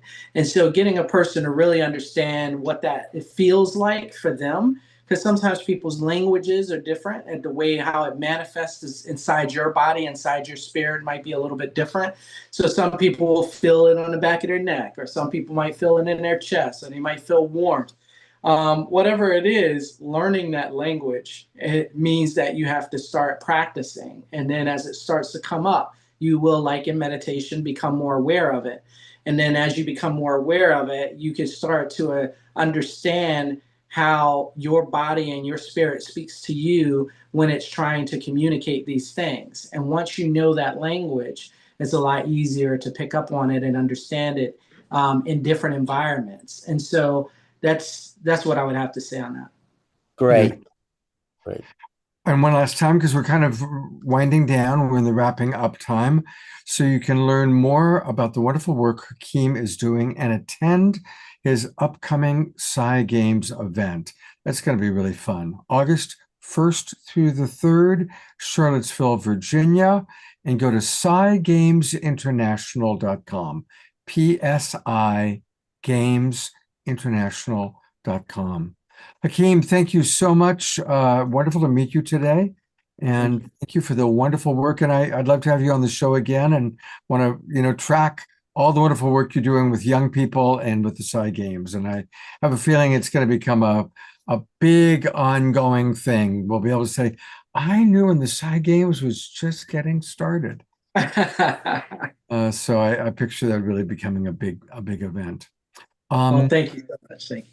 Absolutely. We're gonna Donna is gonna do a kind of group activation for us, and then Michaela the scribe is gonna share some of her recent receivings, shall I say, from Celestine. So I want to go to Jen one last time. Jen, is there any last thing you'd like to share with our audience tonight? Thank you for that. Yeah, Hakeem, just to piggyback on what you said, I really feel like when we take back our superpower, our extrasensory ability to feel, that is our communication and our connection to source.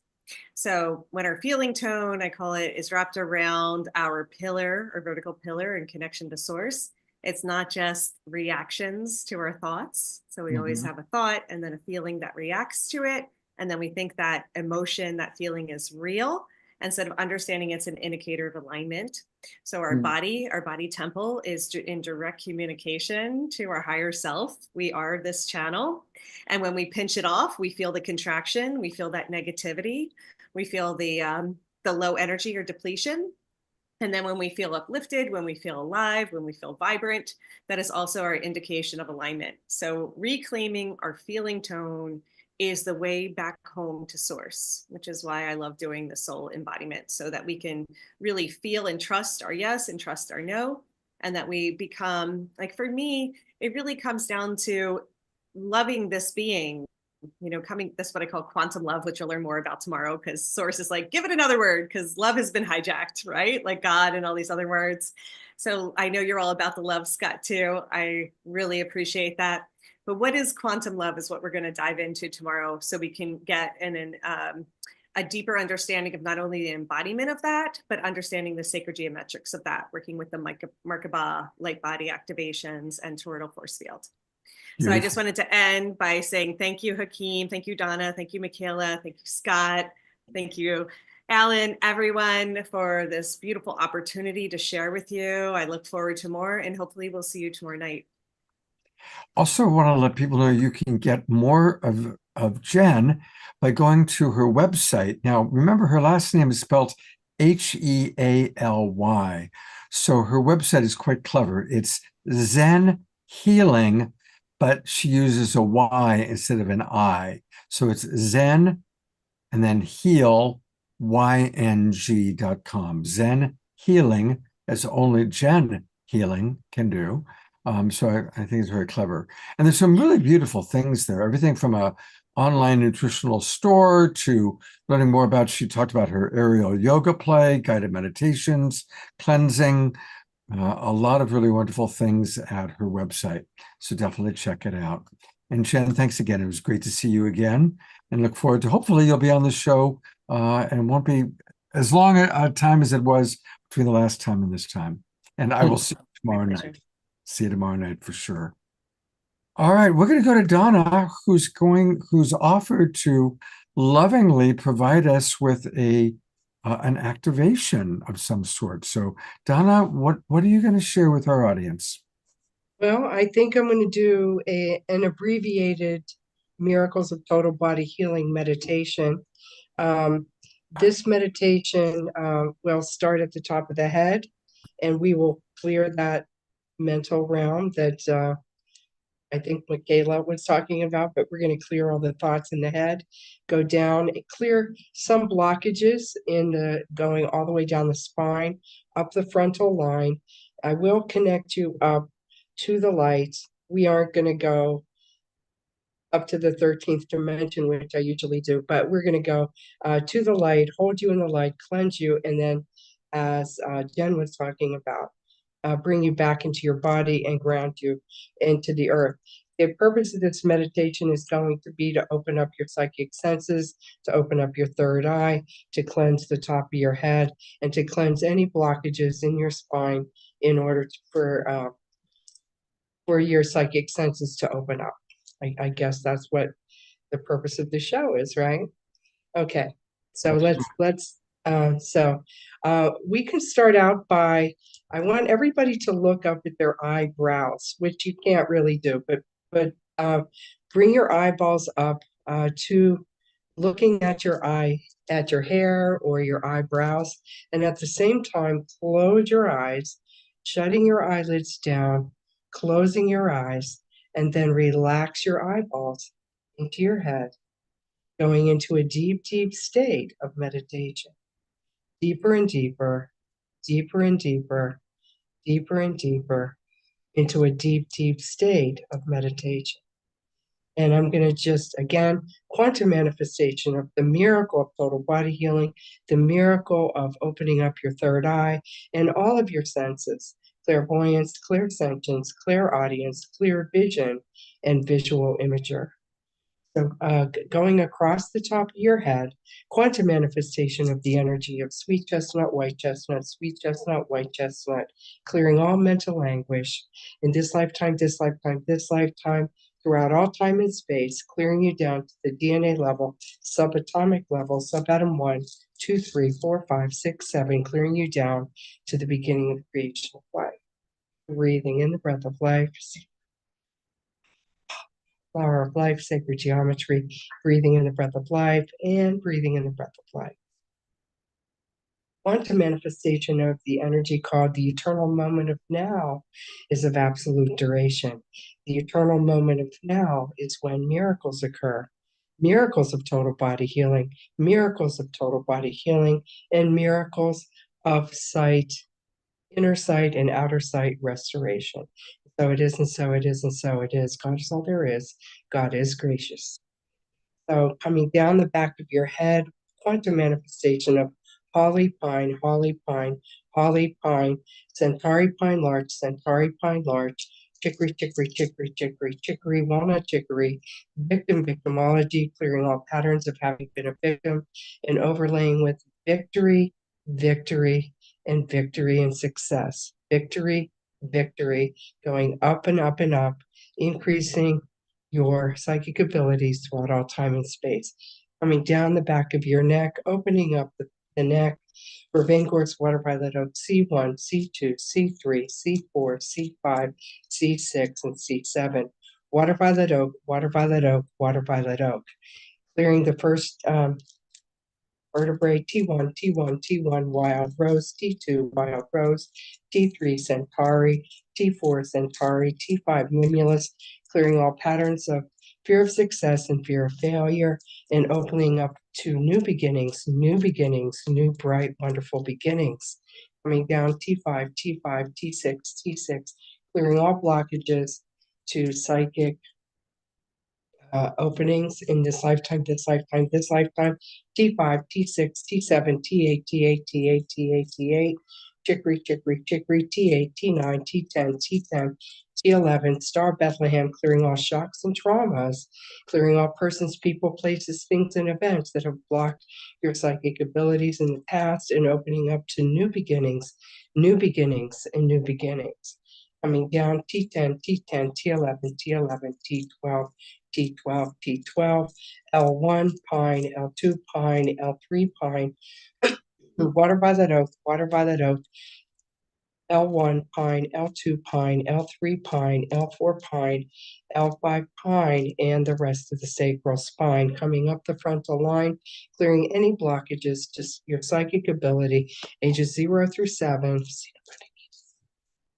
7 through 14, and 14 through 21. Up to the third chakra, pine, pine, pine, clearing any guilt, blame, and shame, and overlaying with new abilities, opening up that third chakra, opening up that center of intuition, opening up and clearing any blockages throughout all time and space. So it is, and so it is. God is all there is. God is gracious. Coming up to the heart chakra, primary heart energy, central intelligence of the heart, in the tiny sacred chamber of the heart. Coming up to the throat chakra, overlaying with sapphire blue, water violet oak, water violet oak, water violet oak, water violet oak, water violet oak, water violet oak, standing up for yourself and speaking up for yourself, water violet oak, and overlaying with new beginnings, new bright, wonderful, bright beginnings. Coming up to the base, overlaying with clairvoyance, clairsentience, clairaudience, clear vision, visual imagers. Star Bethlehem, clearing out the third chakra, clearing out any and all shocking visions in this lifetime, picture galleries, clearing out all negative images and overlaying with light breaks where no light shines. Star Bethlehem, rescue remedy elixir, and rescue remedy elixirs. Coming up to the top of the head, reconnection to the divine source. Above your head, overlaying with violet gold in 186 different frequencies. Water violet oak of the essence of forgiveness, total unconditional love. Elevating up to the ninth chakra, magenta for completion of all projects and any and all projects, grounding them into the physical plane, completions of all projects. Going up to the 10th chakra, 11, 12, 13, 14, 15. Hey, clear the way, invasion wizard, big black hole. So clearing out any and all psychic invasions out of the higher chakras. 10, 11, 12, 13, 14, 15, 16, 17, 18, 19, 20, 20, 30, 40, 50, 60, 70, 80, 90, 100 chakra. Hey, clear the way. 100, 2, 3, 4, 5, 6, bring you up to the 1,000 chakras. Water violet oak, and water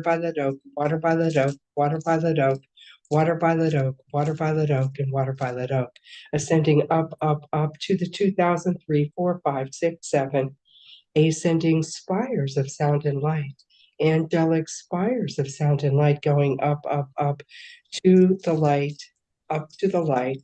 walking you into the light of the omniscient Godhead, purifying you in the light in the omniscient Godhead, on the physical, emotional, mental, and spiritual, on the conscious level, on the superconscious level, and on the subconscious level, clearing you of any and all blockages to your psychic abilities, to your expanded psychic abilities. holding you in the light of the omniscient Godhead and purifying you in the light of the omniscient Godhead on all levels through all dimensions, space, and time.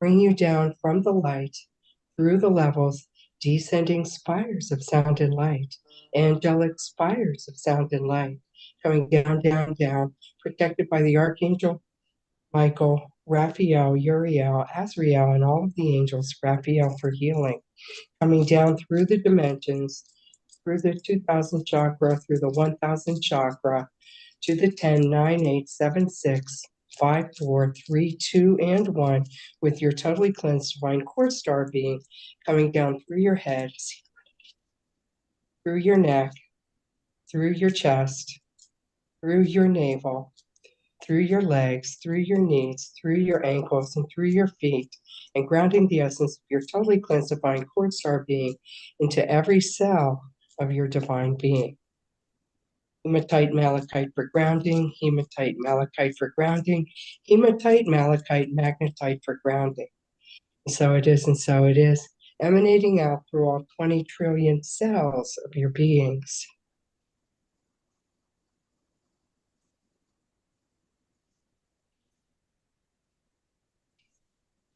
Coming up through the ocean, cleansing in the salt water, allowing yourself to have fun, and sending out the highest prayer, Maha Puja, Maha Puja, the highest prayer, Maha Puja, Maha Puja, and Maha Pujas. Bring your divinely cleansed core star being up through your feet, through your knees, through the reproductive area, through your navel, through your abdomen, and grounding the essence of your totally cleansed divine core star being into the core of the center of your heart. Ruby red, life force energy, life force arrow, life force energy, life force arrow, key regeneration, life force regeneration, life force regeneration, and life force regenerations. Miracle of total body healings. Miracle of total body healings. And miracle of total body healings throughout every cell of your being. And so it is, and so it is, and so it is. God is all there is. God is gracious.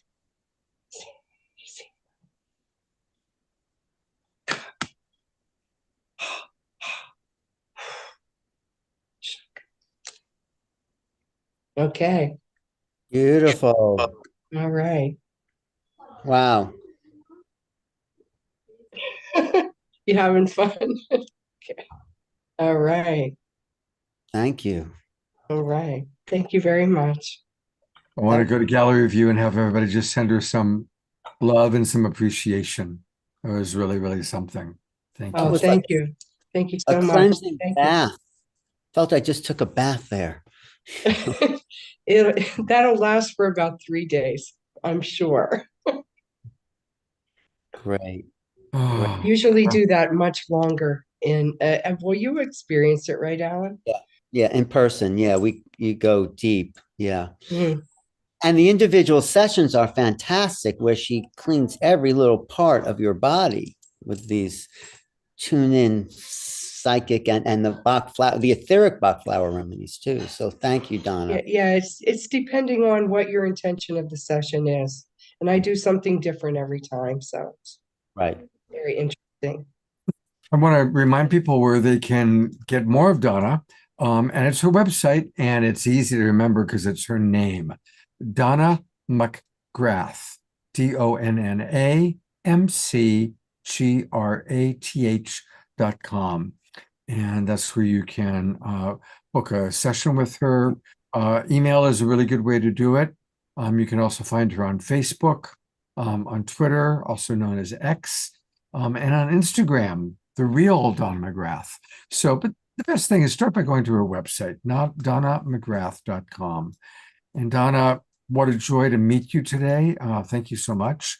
And yes, Alan and I will do a whole show just with you where you can really go deep and share stories and maybe do some healings. Yeah. I would To take a moment, I'm going to go to gallery view. One of our most beloved global peace drivers is Dorina, who is in Bulgaria. She went there for the funeral of her father, and while she was there, her home burned down, and she's kind of stuck in Bulgaria, and now she's got pneumonia. So I'd like for us to just harness our global peace tribe love and energy and have a minute of sending maximum grace to Dorina Joy in Bulgaria. Maximum grace to Dorina Joy.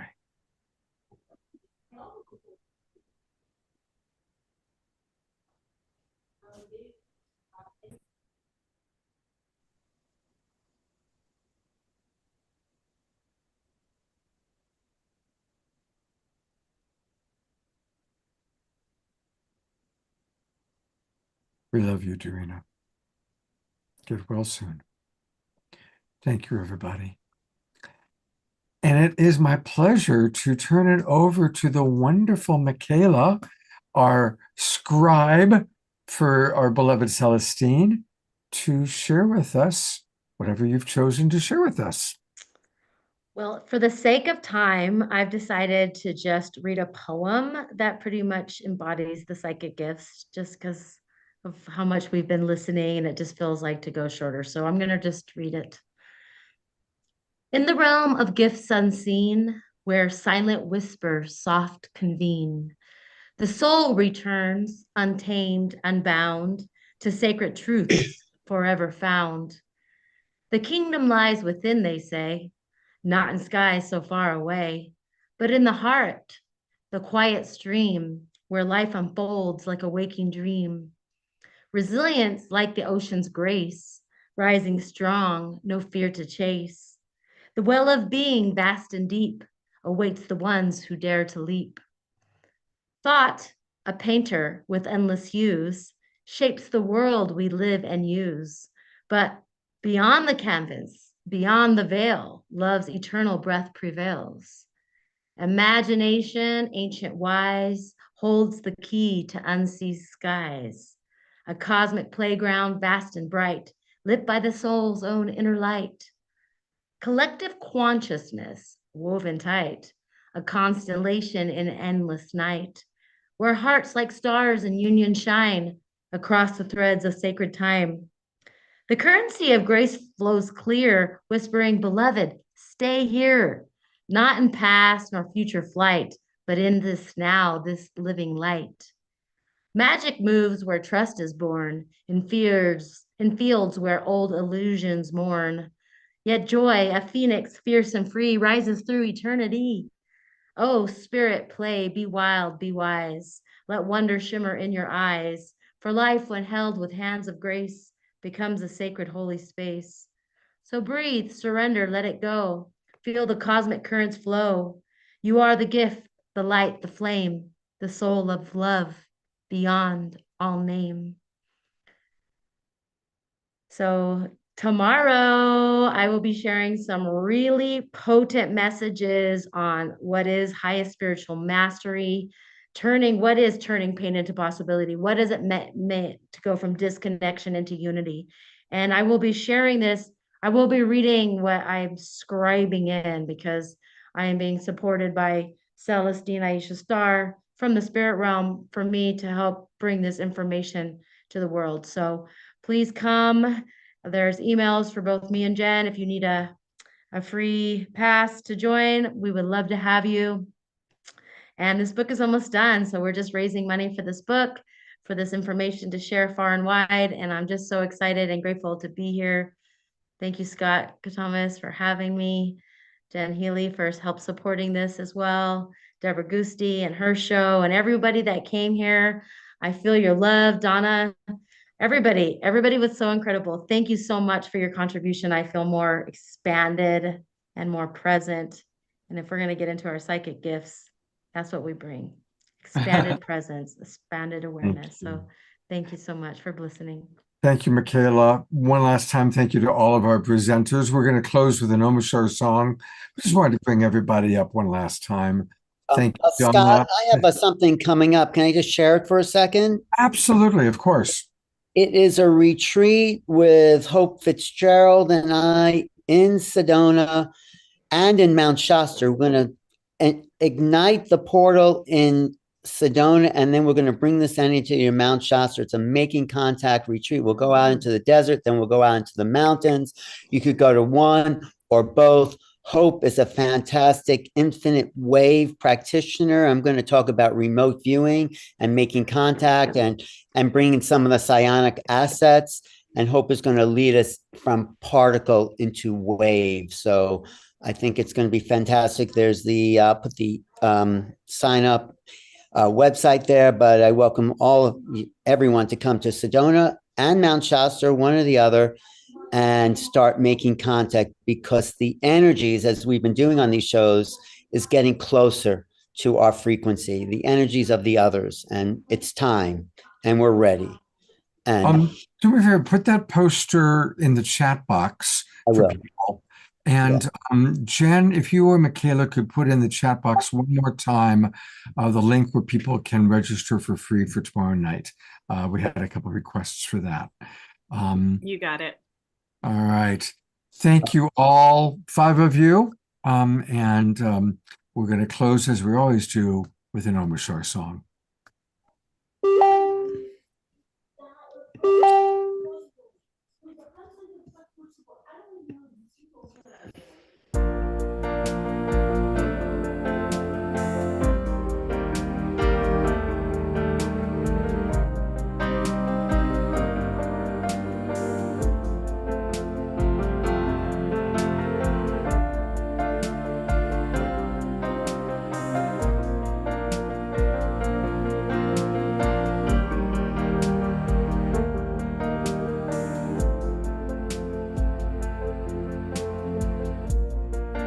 We shed the cross of ages, revealing light within the form. We share the joy in living, as finally we know. No thought about a future. This moment is all we have to know. We walk the path together, and hand in hand we grow. As we walk on earth, we're building an eternity. Now all can see the way back home again, bridging heaven and earth.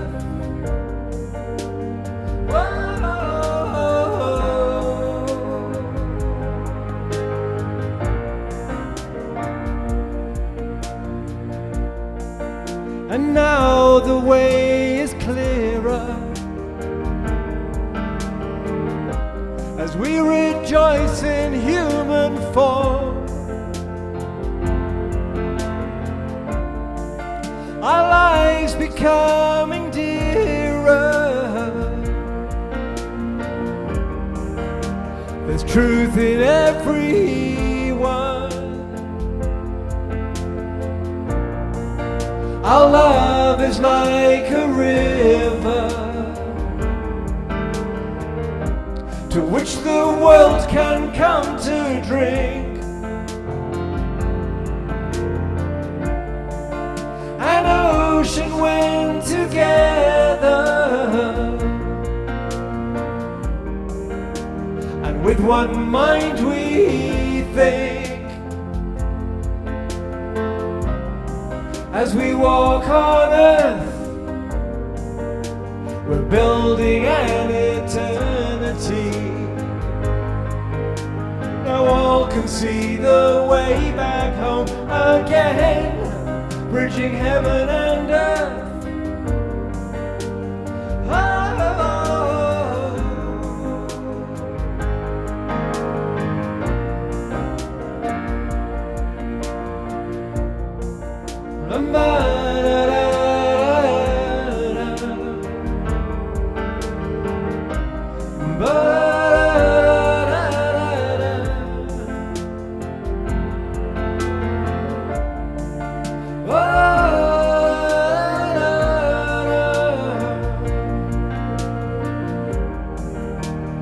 finally we know.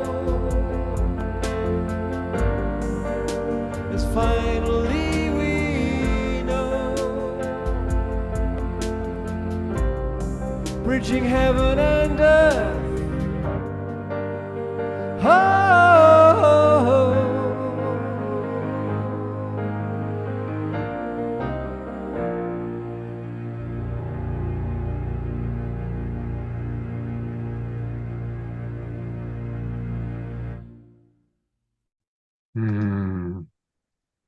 Let's go to gallery view, everybody, one last time to thank beloved Omar Shar. And all of you, God bless each and every one of you, such beautiful, beautiful beings. Couple last announcements. Want to let everybody know that this Saturday night, it's our annual Enlightened Partnerships show. Every year we do a show about enlightened partnerships. And we've got 3 couples that are examples of that, Donnie and Heather. I introduced them to each other. Darren and Karina, and Anthony and Renee. And of course, you all know Anthony and Renee, they're regulars on this show. But they have done an enlightened partnership channeling Mary Magdalene. And they have a brand new book that they brought through for Mary Magdalene. So that's going to be quite dynamic. And then also Melissa Sophia Joy and Christy Michaels. I'm talking about their enlightened partnership with the divine. So that's going to be this Saturday night. I also want to remind everybody that Alan has an amazing YouTube channel, and it's New Realities. So just go to YouTube, go to New Realities, and he's got so many extraordinary people, a lot of the people that you've seen on Awakening World, but a lot of people that haven't been on the show recently, like Linda Moulton Howe. So Right. definitely enjoy Alan's website.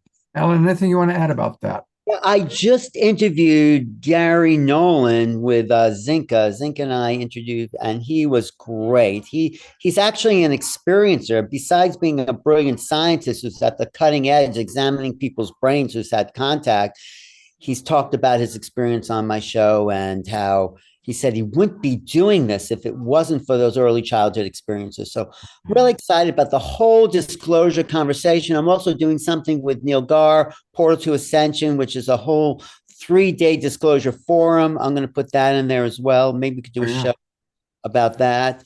So I'm still obsessed with making contact, Scott. We'll do more shows about that coming Definitely. up. And It's an amazing time, Alan. I mean, you and I have been in this field for so long, and it's just the way it's expanding on so many levels. It's an amazing time. The thing that just came out is these psionic assets, which is the next level of remote viewing. It's like people merging with the craft and landing them. There's an interview with Jacob Barber on Ross Coulter's reality check, and that just blew me away. It's like that was a whole other level. So it's one of the reasons we're going out into the desert, Hope Fitzgerald and I, to access and call on these ships because they are responding to human thought. So it's very exciting times we're living in. It is. Thank you, Alan. I always love collaborating with you. And one last time, I'll bring up all of our guests. Thank you, Jen. Great to see you again. Michaela, can't wait till tomorrow night. Hakeem, what a pleasure to meet you. Sensei, thank you so much. And Donna, thank you for your very generous gifts to our Awakening World. And all of our beloved Zoom room audience, and to all the people watching the recording, everybody on Facebook and YouTube. Thank you, everybody. Thanks, Scott. See you all soon.